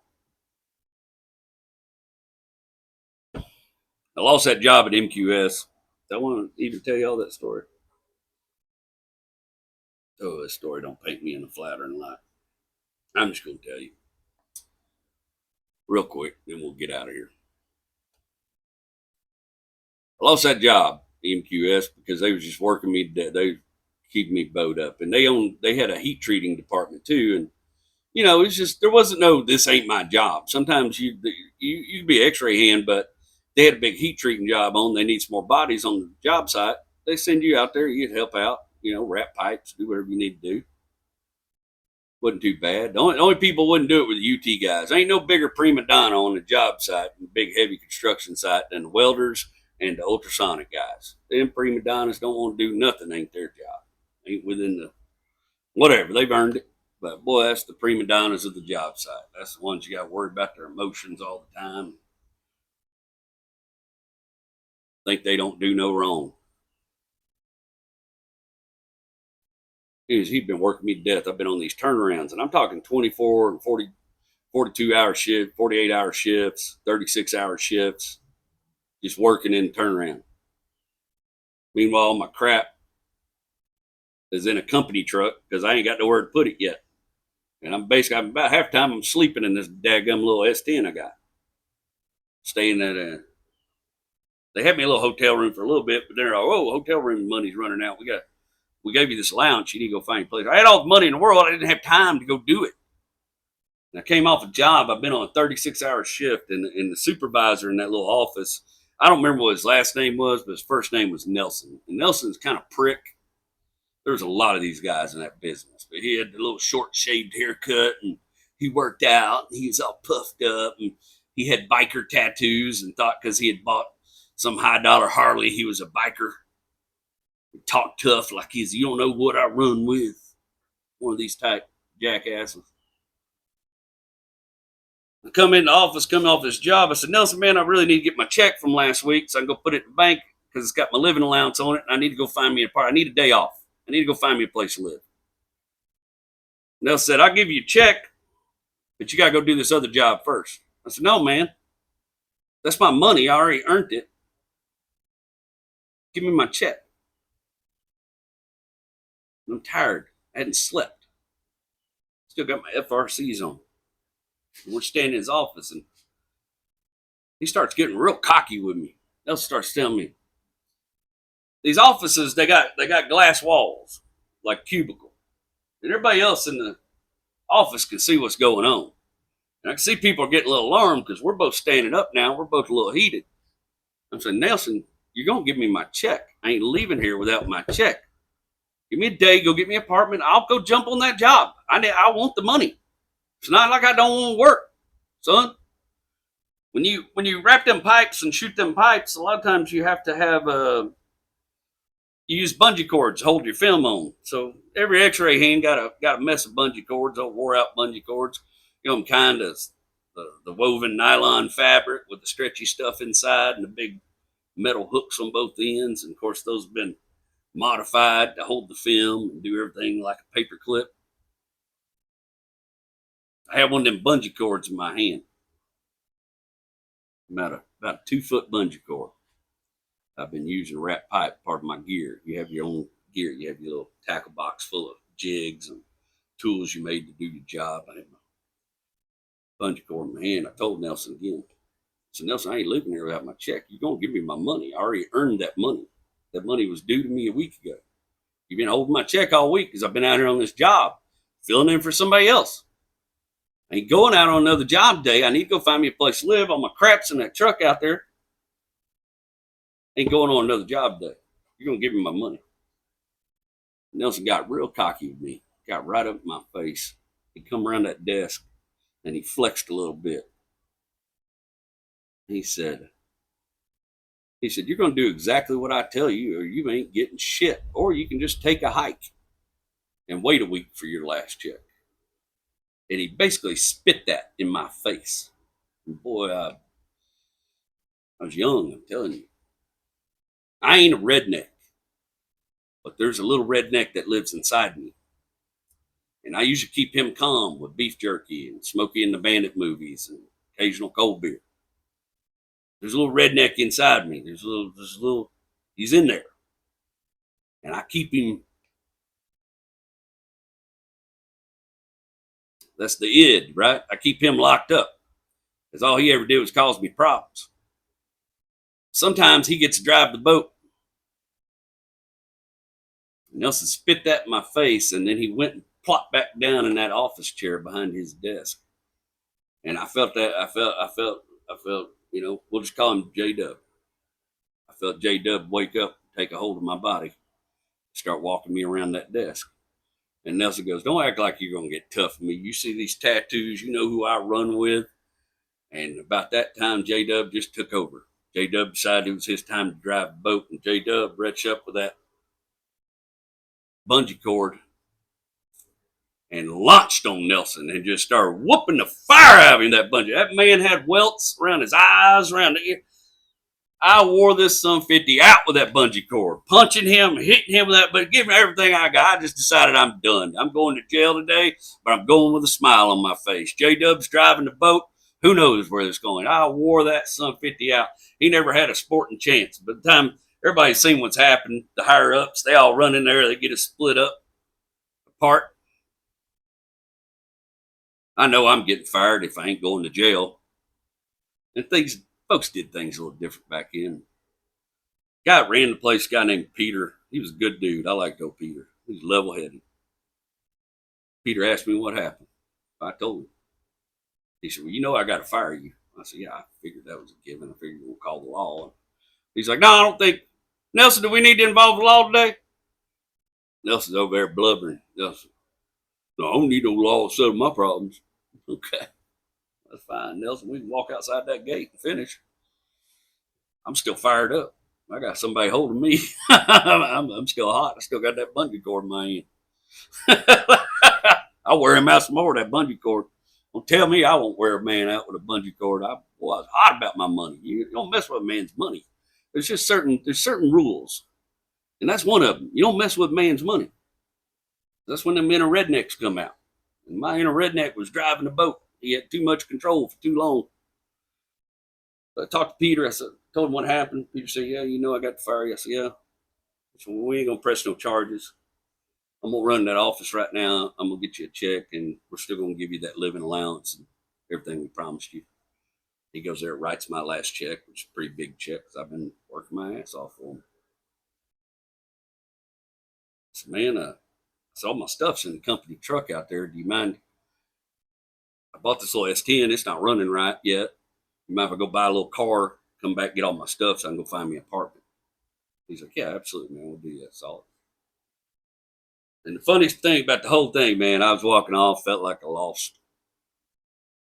until I heard him fire Nelson behind me. He said, "Yeah, you're gone. You're out of here. I've been sick of your shit for a long time. You are free to go partake of other business opportunities, sir. We don't need you here." Not acting like that, and run his ass off at the same time. And it was the only thing. And I remember I went out there to get me they ended up actually letting me take the company car over to a little car. I went over. I bought this 1980 Dodge. No, that wasn't when I bought the Dodge. I bought some little shit box that was running, just something cheap to get by. And I put all my stuff in it and took the company car back. And I remember that dude actually gave me a ride to go get my car and apologized to me again for what all had happened. Wish they'd intervened sooner. And if I needed a reference for a job, I had one, regardless of what all had happened. That's a good hand right there. This guy knows the rules. Now the world ain't like that no more. But that's the way the world was then. Maybe it is still like that. I've been out of the trades a long time. I've been out of that business a long time. You guys still might have to tell me if it's still the same or any different. But that was the end of my employment at MQS Cooper Heat. I wore that fool out with that bungee cord. Old J Dub went to town. Never did see him again in life. I think I did see him at a bike rally or something one time years later, but boy, he didn't have nothing to say to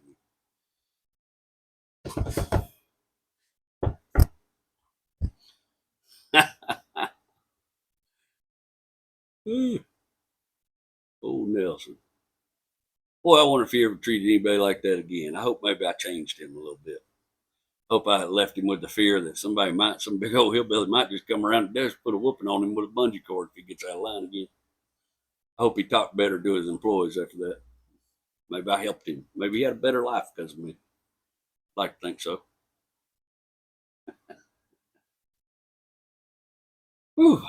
Well, as always, I do appreciate you sharing your Sunday with me. This has been my Friday and my Saturday. Sorry for the big cut in the middle. GoPro can kiss my ass. So I guess I'm gonna be doing some camera shopping soon.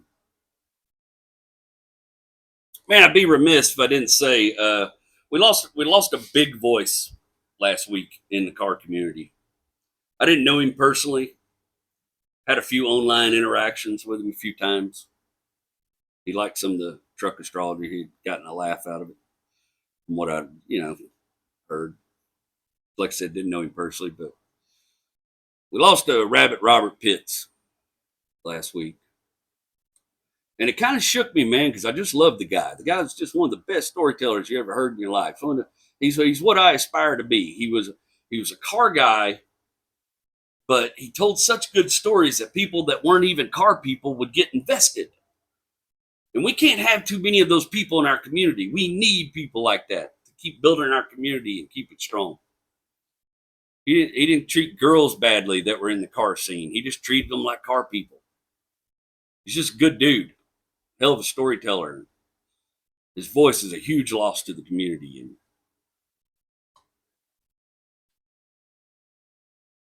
saddens me. Saddens me he didn't, find out what was going on with him in time to stop it. And my thoughts and feelings are with his family and his friends. And I hope that their grief heals in time. And real sad that we lost him. And I just want to talk about that a little bit. Robert Pitts was an important voice. I don't know who's going to fill that void. We're going to find somebody. Because that man brought something to the car community that was needed. Ed Bowling, is it Bowling?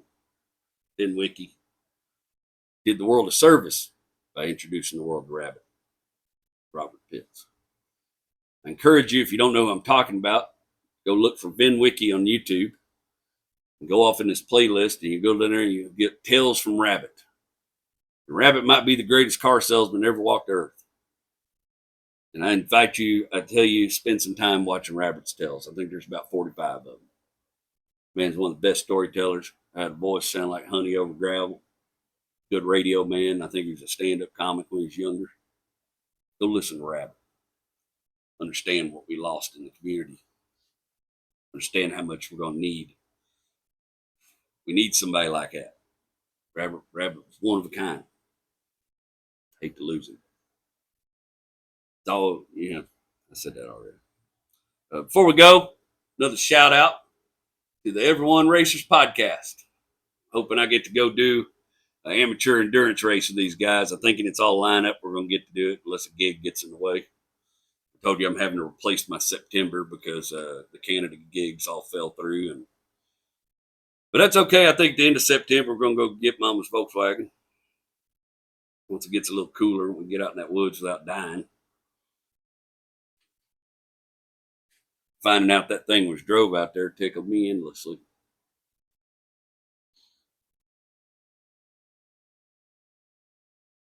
I hope at whatever part of your journey you're on, whether you're a young person at the beginning of the journey or a person maybe in the middle of a journey or a person that's already had a bunch of journeys. I hope whatever journey you're on right now is going the way you want it to.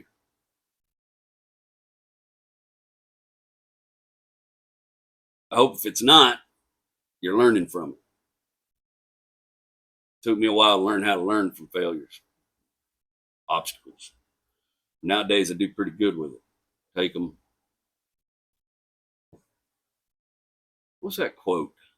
The definition of success is being able to go through failure after failure without loss of enthusiasm or something like that. I heard that one time. It stuck with me. I like that. Because anybody successful has failed a bunch. You can read them all. Read about Turtle Sanders and read about anybody is successful failed a whole bunch before they got successful. So if you're failing right now, it's okay. It just means you're probably learning and working towards what comes next. I failed a little bit last week. Camera's failing me right now. I made a bad choice of cameras. I'm having to deal with that now. But I learned something from it. And next camera's going to be able to do everything I want to do. That's how you handle failure. I mean, that's the best way you can go about it. Try to learn something and move on. Don't waste a lot of time kicking yourself. I mind these old memories. They're not all flattering to who I was as a person. I realized I was a bit of a derelict back then. But I don't kick myself. I've paid plenty of karma. I've paid a price for my misdeeds for sure. No, I never ended up in a prison aside from working in one, but boy, it's a miracle sometimes. But I was that guy that always went right to the edge but didn't go too far. But that's, if you got things in your way, I hope you're learning from them and utilizing them to move forward. I tell you the guys this all the time. I mean it, and I talk to you guys. I got your back. I'm rooting for you. There's room at the table for all of us, no matter what you do. If you're another creator, if you're another, we should lift our people up that are doing something. I spend a lot of my energy, a lot of my friend energy, and a lot of my group energy. I spend it wisely these days. I don't spend a lot of time with people who ain't doing nothing. Everybody I know, everybody I talk to, we don't get together often because we're all busy. We're all doing things. My comic friends, the friends I'm closest with in comedy, are all doing big things right now. My buddy Slade Ham's killing it. He's knocking it out of the park. I wouldn't be surprised he ain't a household name in 2 years. My buddy Trey Tutson, he's out there killing it. He's working with Mo Mir. He's traveling. He's doing some good things. Love it. My buddy Sam, he's out there killing it. He's doing it. Will Loden's out there doing stuff. I like people that are doing stuff. My buddy David, boy, he's building shops. He's doing all kinds of things. That man's always doing something. My neighbor James, I talk to, James always busy. James always doing something. My brother Joey, always doing. My brother Joey's trying to work his way so they can go live on a boat. He's always doing something. He's got his hand in something, working towards the next level. I try to surround myself with people that have that mentality. My wife has that mentality. I like surrounding myself with my dad. My dad's back in the workforce, out there getting it again. And he looks so happy. I could tell. When we had dinner, we had the best dinner the other night. I told you me and my dad are working on our relationship, and it's going really well. And it feels great to have my dad back in my life again. It was a big loss. And I can tell how happy he is to be working, doing his thing again. He's good at what he does. I like to surround myself with people doing things. So I hope you're doing things. I hope you're surrounding yourself with people who are motivated to do things. Unless you're to the point in life where you're done doing things, you just want to relax. Do your thing, boss. I ain't trying to tell nobody how to live life. Just throw in a little free salt lessons.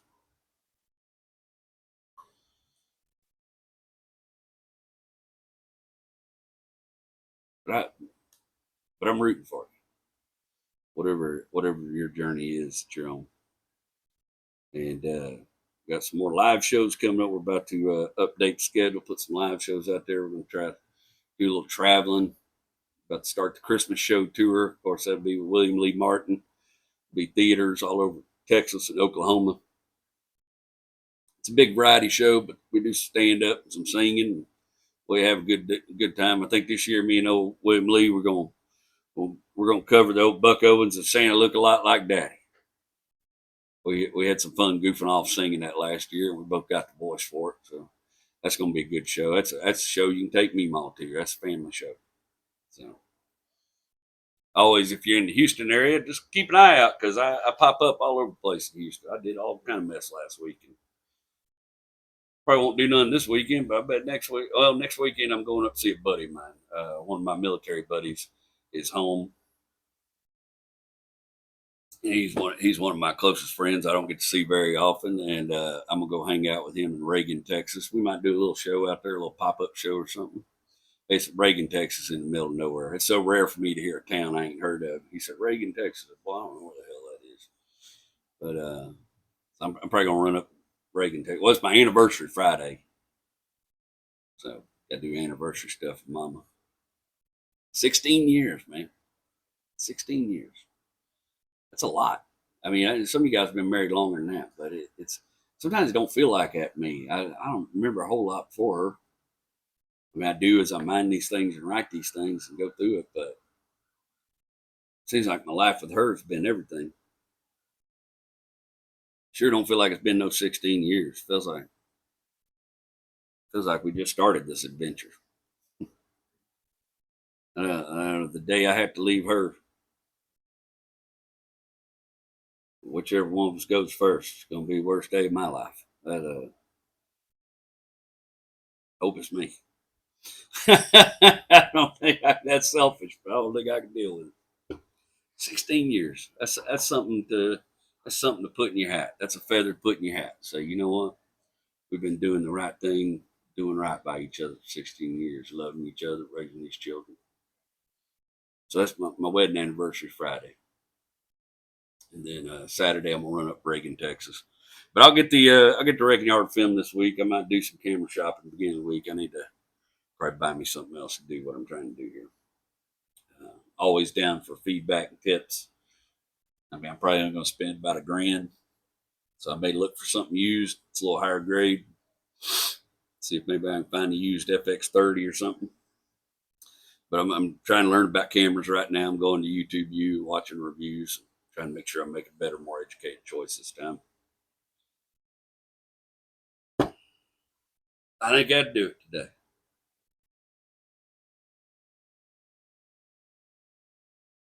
I think we covered the Trans Am. Boy, I love that car. That was a fine, fine machine. Those was some good times. There's some bad times in there. I just didn't want to dwell on them day. I just wanted to kind of remember the good times.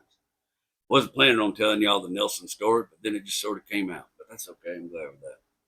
I think we covered it all. You guys have a good rest of your Sunday. Thank you for joining me. You guys in the live chat, of course, I appreciate you. It's a highlight of my Sunday. I look forward to hanging out with you guys in the live chat. Even if we're not that chatty, even just knowing that there's 60 or 70 of us around the world sitting there watching this doofy hillbilly tell stories in his garage. Never could have convinced me this would have worked. It's amazing to me how well it's working. Like I said, we got some new sponsors coming. That'll do it.